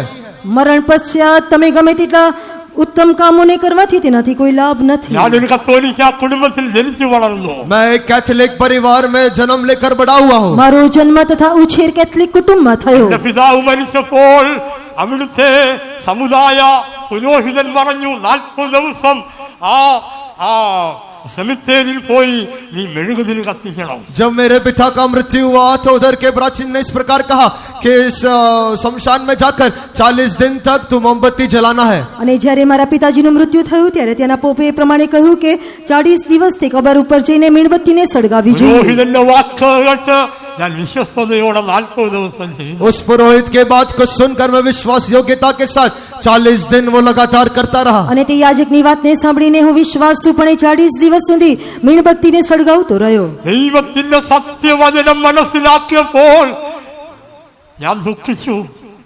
അത്രയും മെഴുകുതിരിയുടെ പൈസ വെറുതെ കളഞ്ഞല്ലോ. जब परमेश्वर के सत्य वचन को मैंने समझा या जाना, तब मैंने समझ लिया कि उस 40 मोमबत्ती के पैसे को मैंने घुमा दिया. અને જ્યારે મેં સત્યને જાણ્યું ત્યારે મારી જીવનમાં ભાન થયું કે મેં 40 મીણબત્તીના પૈસા ગુમાવ્યા. മരണശേഷം എന്ത് കർമ്മപ്രവൃത്തികൾ ചെയ്താലും അത് ഒരു രക്ഷയുമില്ലെന്ന് തിരുവചനം പറയുന്നു. मृत्यु के पश्चात तुम कोई भी बात क्यों ना करो, कोई भी झूठी बातों को क्यों ना करो, उससे कोई लाभ नहीं होता है. અને ઈશ્વરનું વચન જણાવે છે કે મરણ પશ્ચાત તમે ગમે તે કેમ ન કરો તેનાથી કોઈ લાભ થશે નહીં. രണ്ടാമത് ജലസ്നാനം അത് സ്വീകരിക്കണം. അത് പഴയ പാതയാകുന്നു. दूसरा पानी का बपतिस्मा लेना वो पुराना मार्ग है. જૂનો માર્ગ કહેવાથી બીજું પાણીનું બપ્તિસ્મા લેવું જરૂરી છે. ദൈവത്തിന് മഹത്വമുണ്ടാകട്ടെ. परमेश्वर के नाम की महिमा हो. ઈશ્વરના નામની મહિમા എന്നാൽ થાઓ. പുതിയ പാത ഏതാണ്? पर नया मार्ग वो क्या सिखाता है? પરંતુ નવો માર્ગ શું શીખવે છે? മുഴുകൽ സ്നാനം വേണ്ട, വെള്ളമെടുത്ത് തളിച്ചാൽ മതി. അത് പുതിയ ഉപദേശം, പുതിയ പാത, 3-ാം നൂറ്റാണ്ടിൽ ആരംഭിച്ച പാത. नया मार्ग या तीसरी शताब्दी में उत्पन्न हुआ मार्ग वो इस प्रकार है कि डुबकी लेकर बपतिस्मा लेना जरूरी नहीं है, केवल पानी को छिड़कना काफी है. ત્રીજી સદીમાં જે નવો માર્ગ શરૂ થયો તો એ પ્રમાણેનો છે કે પાણીનો બપ્તિસ્મા લેવાની જરૂર નથી, પરંતુ પાણીનો છંટકાવ કરવાથી તે પૂરતું എന്നാൽ છે. 1-ാം നൂറ്റാണ്ടിലെ പഴയ പാത ഏതാകുന്നു? पर पहले सदी के वो पुराना या प्राचीन मार्ग क्या है? પરંતુ પ્રથમ સદીનો જૂનો પ્રાચીન માર્ગ કયો છે? അത് മുഴുകൽ സ്നാനമാകുന്നു. वो डूबकर बपतिस्मा लेना है. અને તે ડૂબકીનો બપ્તિસ્મા છે. കത്തോലിക്ക ബൈബിളിൽ വ്യക്തമായി രേഖപ്പെടുത്തിയിരിക്കുന്നു. ജ്ഞാനസ്നാനം എന്ന് വ്യക്തമായി എഴുതിയിരിക്കുന്നു. कैथोलिक बाइबल में भी स्पष्ट रीति से लिखा है कि पानी में डूबकर बपतिस्मा लेना है. કેથલિક બાઇબલમાં પણ સ્પષ્ટપણે લખેલું છે કે ડૂબકીનું બપ્તિસ્મા લેવું ആ જોઈએ. വാക്കാണ് ശരി. वही लफ्ज सही है. અને તે જ શબ્દ યોગ્ય છે. ഒരു മനുഷ്യന് ജ്ഞാനമുണ്ടായ ശേഷമാണ് അവൻ സ്നാനപ്പെടേണ്ടത്. जब एक मनुष्य अपनी बातों को जान लेता है या उसमें ज्ञान आता है, उसके पश्चात वो बपतिस्मा लेना है. એક માણસના જીવનમાં જ્યારે જ્ઞાન અથવા ઓળખ જાણકારી આવે છે ત્યારે તેને બપ્તિસ્મા લેવું ജ്ഞാനമെന്ന જોઈએ. വാക്കിന്റെ അർത്ഥം അറിവെന്നാകുന്നു. ज्ञान वो शब्द का अर्थ है कि जानकारी रखना. જ્ઞાન કહેવાથી તેનો શબ્દનો અર્થ જાણકારી રાખવી. ഞാൻ ജനിച്ച് 5 മാസമായപ്പോൾ എന്നെ സ്നാനപ്പെടുത്തിയെന്ന് എന്റെ അമ്മ എന്നോട് പറഞ്ഞു. എനിക്കറിയാൻ വയ്യ. मेरे जन्म के 5 वर्ष में मेरे को बपतिस्मा दिया गया करके मेरी माँ ने मुझे कहा, पर मुझे याद नहीं है. મારા જન્મ પશ્ચાત 5 વર્ષ પછી મને બપ્તિસ્મા આપવામાં આવ્યું. મારી જાણ નથી, પરંતુ મારી માતાએ મને എന്നാൽ જણાવ્યું. ദൈവത്തിന്റെ വചനം പഠിച്ചപ്പോൾ, അറിവ് ലഭിച്ചപ്പോൾ ഞാൻ രണ്ടാമതും മുഴുകൽ സ്നാനമേറ്റു. पर जब परमेश्वर के वचन को मैंने पढ़ा, जब मुझ में जानकारी आई, तो मैंने दूसरी बार डूबकर पानी का बपतिस्मा પરંતુ लिया. જ્યારે મેં ઈશ્વરના વચનોને વાંચ્યા, જ્યારે સત્ય ઓળખ થઈ, ત્યારે મેં ફરીથી બીજી વાર પાણીનું ડૂબકીનું બપ્તિસ્મા લીધું. പുതിയ പാതയിലൂടെ പോകുന്ന ആരെങ്കിലും ഈ വചനം കേൾക്കുന്നെങ്കിൽ ഞങ്ങൾ ആഹ്വാനം ചെയ്യുന്നു, നിങ്ങൾ 1-ാം നൂറ്റാണ്ടിലെ പഴയ പാതയിലേക്ക് വരുവീൻ. ऐसे नए मार्गों में से होकर, ऐसे अनुभव में से होकर चलने वाले इधर बैठे हुए में से कोई भी है तो हम तुम्हें बताते हैं कि उस प्राचीन मार्ग या पुराने मार्ग की ओर आप लौट कर आए. નવા માર્ગમાં જાણનારા કોઈ પણ પ્રકારના અહીં બેઠેલા હોઈ શકે. હું તમને જણાવું છું કે તમે પુરાતન માર્ગ એટલે કે જૂના માર્ગમાં પાછા ફરો. 1-ാം നൂറ്റാണ്ടിൽ പരിശുദ്ധാത്മ പകർച്ചയോടെ പെന്തക്കോസ്ത് സഭ ആരംഭിച്ചു. पहले सदी में पवित्र आत्मा के उंडेले जाने के द्वारा पेंतकोस्त की कलीसिया की स्थापना हुई। પહેલી સદીમાં પવિત્ર આત્માનો અભિષેક ઉતરવાને કારણે તે પેન્ટિકોસ્ટની સભાની શરૂઆત થઈ. ഒരുവൻ പരിശുദ്ധാത്മാവിനെ പ്രാപിച്ചു എന്നതിന്റെ അടയാളം അന്യഭാഷ അടയാളത്തോടെയുള്ള അഭിഷേകമാകുന്നു. एक जन पवित्र आत्मा को पा लिया, उसका चिन्ह यह है कि वह अन्य भाषाओं में बात करता है. એક વ્યક્તિ પવિત્ર આત્માના અભિષેકને પ્રાપ્ત કરે છે, તેની નિશાની તે અન્ય ભાષામાં વાત કરવાની ഇന്ന് છે. രാത്രിയിൽ അന്യഭാഷ അടയാളത്തോടെ പരിശുദ്ധാത്മാവിന്റെ നിറവിൽ ദൈവത്തെ ആരാധിക്കുന്നവർ കരങ്ങളെ ഉയർത്തി ശക്തിയോടെ ഹല്ലേലൂയ മുഴക്കിയാട്ടെ. आज के रात के समय पवित्र आत्मा में अन्य भाषा के चिन्ह के साथ भरकर बात करने वाले लोग अपने हाथों को उठाकर आए, हम एक हल्लेलुया बोलेंगे. ഹല്ലേലൂയ. പോരാ, ശക്തിയോടെ ഹല്ലേലൂയ. എന്നാൽ പുതിയ പാത ഏതാണെന്നറിയാമോ? पर नया मार्ग क्या सिखाता है? નવો માર્ગ શું શીખવે છે? പരിശുദ്ധാത്മാവിനെ ഇപ്പൊ കുപ്പിക്കകത്താക്കി पवित्र आत्मा को बोतल के अंदर बंद कर दिया है. પવિત્ર આત્માને બોટલમાં પૂરી દીધો છે. കുപ്പിയിൽ അല്പമെടുത്ത് നെറ്റിയിലേക്ക് മുരട്ടും, പ്രാപിച്ചു, ഓക്കെ പ്രാപിച്ചു. उस कुप्पी में से थोड़ा निकाल कर अपने सिर पर लगाते हैं और कहते हैं कि तुमने प्राप्त कर लिया है. તે બોટલમાંથી કાઢીને કપાળ પર લગાડે છે અને કહે છે કે તમે પ્રાપ્ત કર્યો છે. പരിശുദ്ധാത്മാവ് കുപ്പിയിലല്ല, പരിശുദ്ധാത്മാവ് മുഴു ലോകത്തും വ്യാപരിച്ചുകൊണ്ടിരിക്കുന്നു. पवित्र आत्मा को कुप्पी में बंद करके रखने वाला नहीं, वो पूरे संसार भर वो व्यापक है. પવિત્ર આત્મા કહેવાથી તે શીશીમાં ભરવાનો નહીં, પરંતુ આખા વિશ્વમાં તે સ્થાપિત છે. ദൈവത്തിന്റെ മഹത്വമുണ്ടാകട്ടെ. परमेश्वर के नाम की महिमा हो. ઈશ્વરના નામની મહિમા થાઓ. ഒരിക്കലൊരു വ്യക്തി കുപ്പിയിൽ അല്പം എണ്ണയെടുത്ത് എന്നെ നെറ്റിയിൽ പുരട്ടി, മോനെ ഈ അഭിഷേകം പ്രാപിച്ചു, വന്നു ആത്മാവ് വന്നു, ആത്മാവ് വന്നു. एक बार मैं जब छोटा था तो एक व्यक्ति उस कुप्पी में से थोड़ा तेल निकाल कर मेरे सिर पर लगाया और बोला कि पवित्र आत्मा आ गया है, तुझे मिल गया है. અને એક વખત એક વ્યક્તિએ મારા કપાળ પર થોડું તેલ લગાડીને મને એ પ્રમાણે કહ્યું કે તને પવિત્ર આત્મા મળી ગયો છે. നിങ്ങളുടെ വിശ്രാമം നഷ്ടപ്പെടുത്തുന്നതിന്റെ കാരണം അതേ നിങ്ങൾ ശരിയായ പാതയിൽ വരാത്തത് കൊണ്ടാകും. तुम अपने विश्राम को खो देने का कारण यही है कि तुम ठीक मार्ग में नहीं आए हो. તમે યોગ્ય માર્ગમાં ન આવવાને કારણે તમે યોગ્ય વિશ્રામો પ્રાપ્ત કરતા નથી. പരിശുദ്ധാത്മാവ് കുപ്പിയിലല്ല, അത് ഉച്ചി മുതൽ ഉള്ളങ്കാൽ വരെ വ്യാപരിക്കുന്നതാകുന്നു. पवित्र आत्मा कोई कुप्पी में नहीं रहता है, वो अपने सिर से लेकर पांव तक वो मंडलाता है. પવિત્ર આત્મા કોઈ શીશીમાં નહીં, પરંતુ તે આપણા માથાથી લઈને પાણી સુધી દેખાય છે.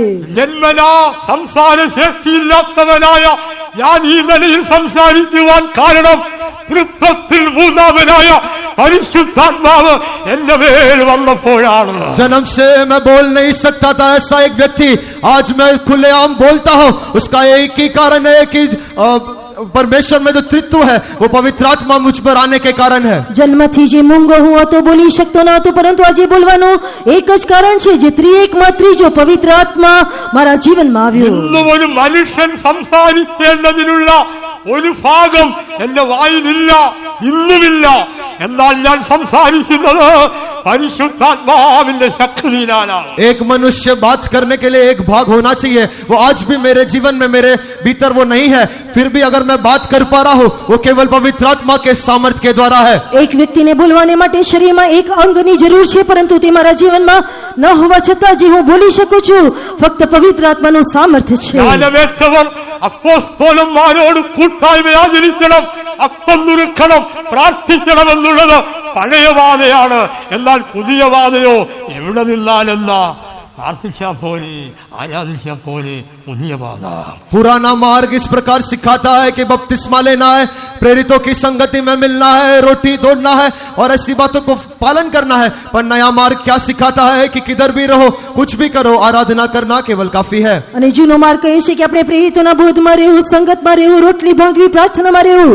પરંતુ નવો માર્ગ શીખવે છે આપણે ગમે ત્યાં રહીએ, આરાધના કરવાથી પૂરતું છે. രാത്രി യഥാർത്ഥ പാതയിലേക്ക് ദേശവാസിയെ ഞങ്ങൾ നിങ്ങളെ ആഹ്വാനം ചെയ്യും. पर इस रात को ठीक मार्ग की ओर हे प्रदेश के लोगों तुम्हें हम आमंत्रण देते हैं. એ દેશના રહેવાસીઓ, આજે અમે તમને યોગ્ય માર્ગમાં આમંત્રણ આપીએ છીએ. ദൈവിക രോഗശാന്തി എന്നുള്ളത് പഴയ പാത, പുതിയ പാതയോ അതേ വൈദ്യന്മാരെയും വൈദ്യന്മാരെയും ദൈവമല്ലേ സൃഷ്ടിച്ചത്. पुराना मार्ग ये सिखाता है ईश्वरीय चंगाई को सिखाता है, पर नया मार्ग ये दिखाता है कि जो वैद्य है उन्हें भी तो परमेश्वर ने ही सृजा है। જૂનો માર્ગ કહેવાથી તે ઈશ્વરીય સાજાપણું છે, પરંતુ નવો માર્ગ કહેવાથી તે કહે છે કે ડોક્ટરોને પણ ઈશ્વરે બનાવ્યા છે. നിങ്ങൾ വഴികളിൽ ചെന്ന് പഴയ പാത ഏതെന്ന് ചോദിച്ച് അതിൽ നടപ്പീൻ, നിങ്ങളുടെ ആത്മാവിന് വിശ്രാമം ലഭിക്കും. तुम मार्ग में जाकर प्राचीन काल कौन सा है करके पूछ कर समझ कर उसी पे चलो तो तुम्हारे जीवन में चैन और विश्राम को प्राप्त करोगे. પુરાતન માર્ગોમાં જે ઉત્તમ માર્ગ છે તેની શોધ કરીને તેમાં ચાલો, એટલે તમારા જીવને વિસામો મળશે. നിങ്ങൾക്കെല്ലാം ഉണ്ടെന്നുള്ളത് സത്യമാണ്.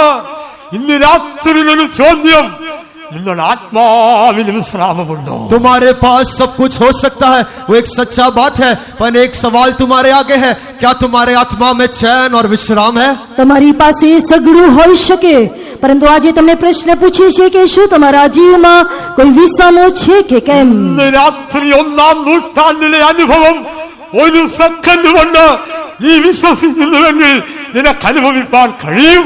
आज रात के समय उस पुराने या पहली सदी के उस मार्ग के अनुभव को एक ही निमिष अगर तू विश्वास करने से उसे तू प्राप्त कर पाएगा और अनुभव कर पाएगा.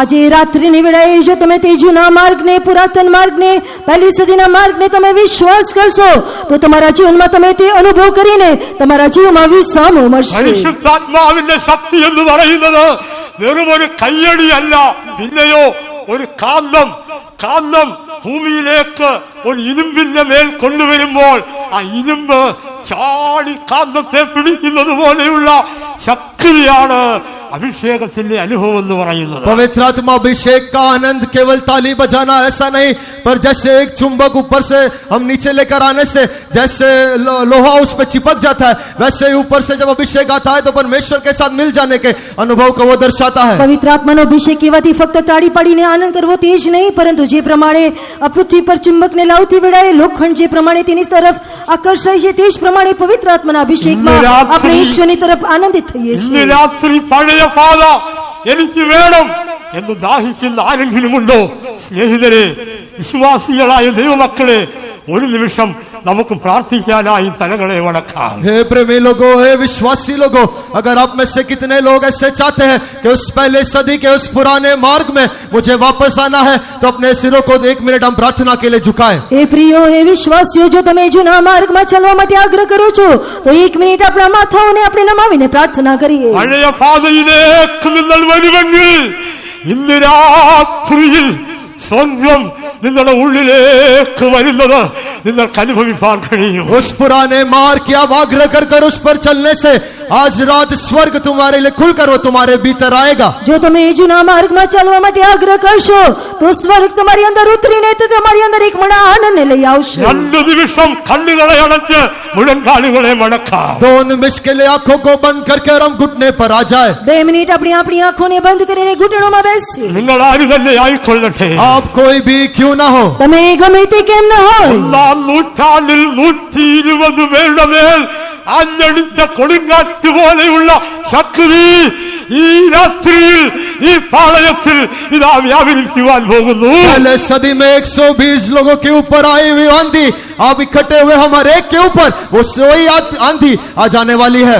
એ પહેલી સદીમાં 120 લોકો જે રાહ જોઈ રહ્યા હતા તે ઉપર ફૂંકાયેલી આંધી આજે આપણે જેઓ એકત્ર છે આપણી ઉપર ફૂંકાવા જઈ રહી છે. കണ്ണുകളെ അടയ്ക്കുവി, हमारे आंखों को हम बंद करें, આપણી આંખોને બંધ કરીએ, വായെ തുറക്കുവി, अपने मुंहों को हम खोलें, આપણા મોંને ઉઘાડીએ. ദൈവശക്തി ജഡം കൊടുക്കാം.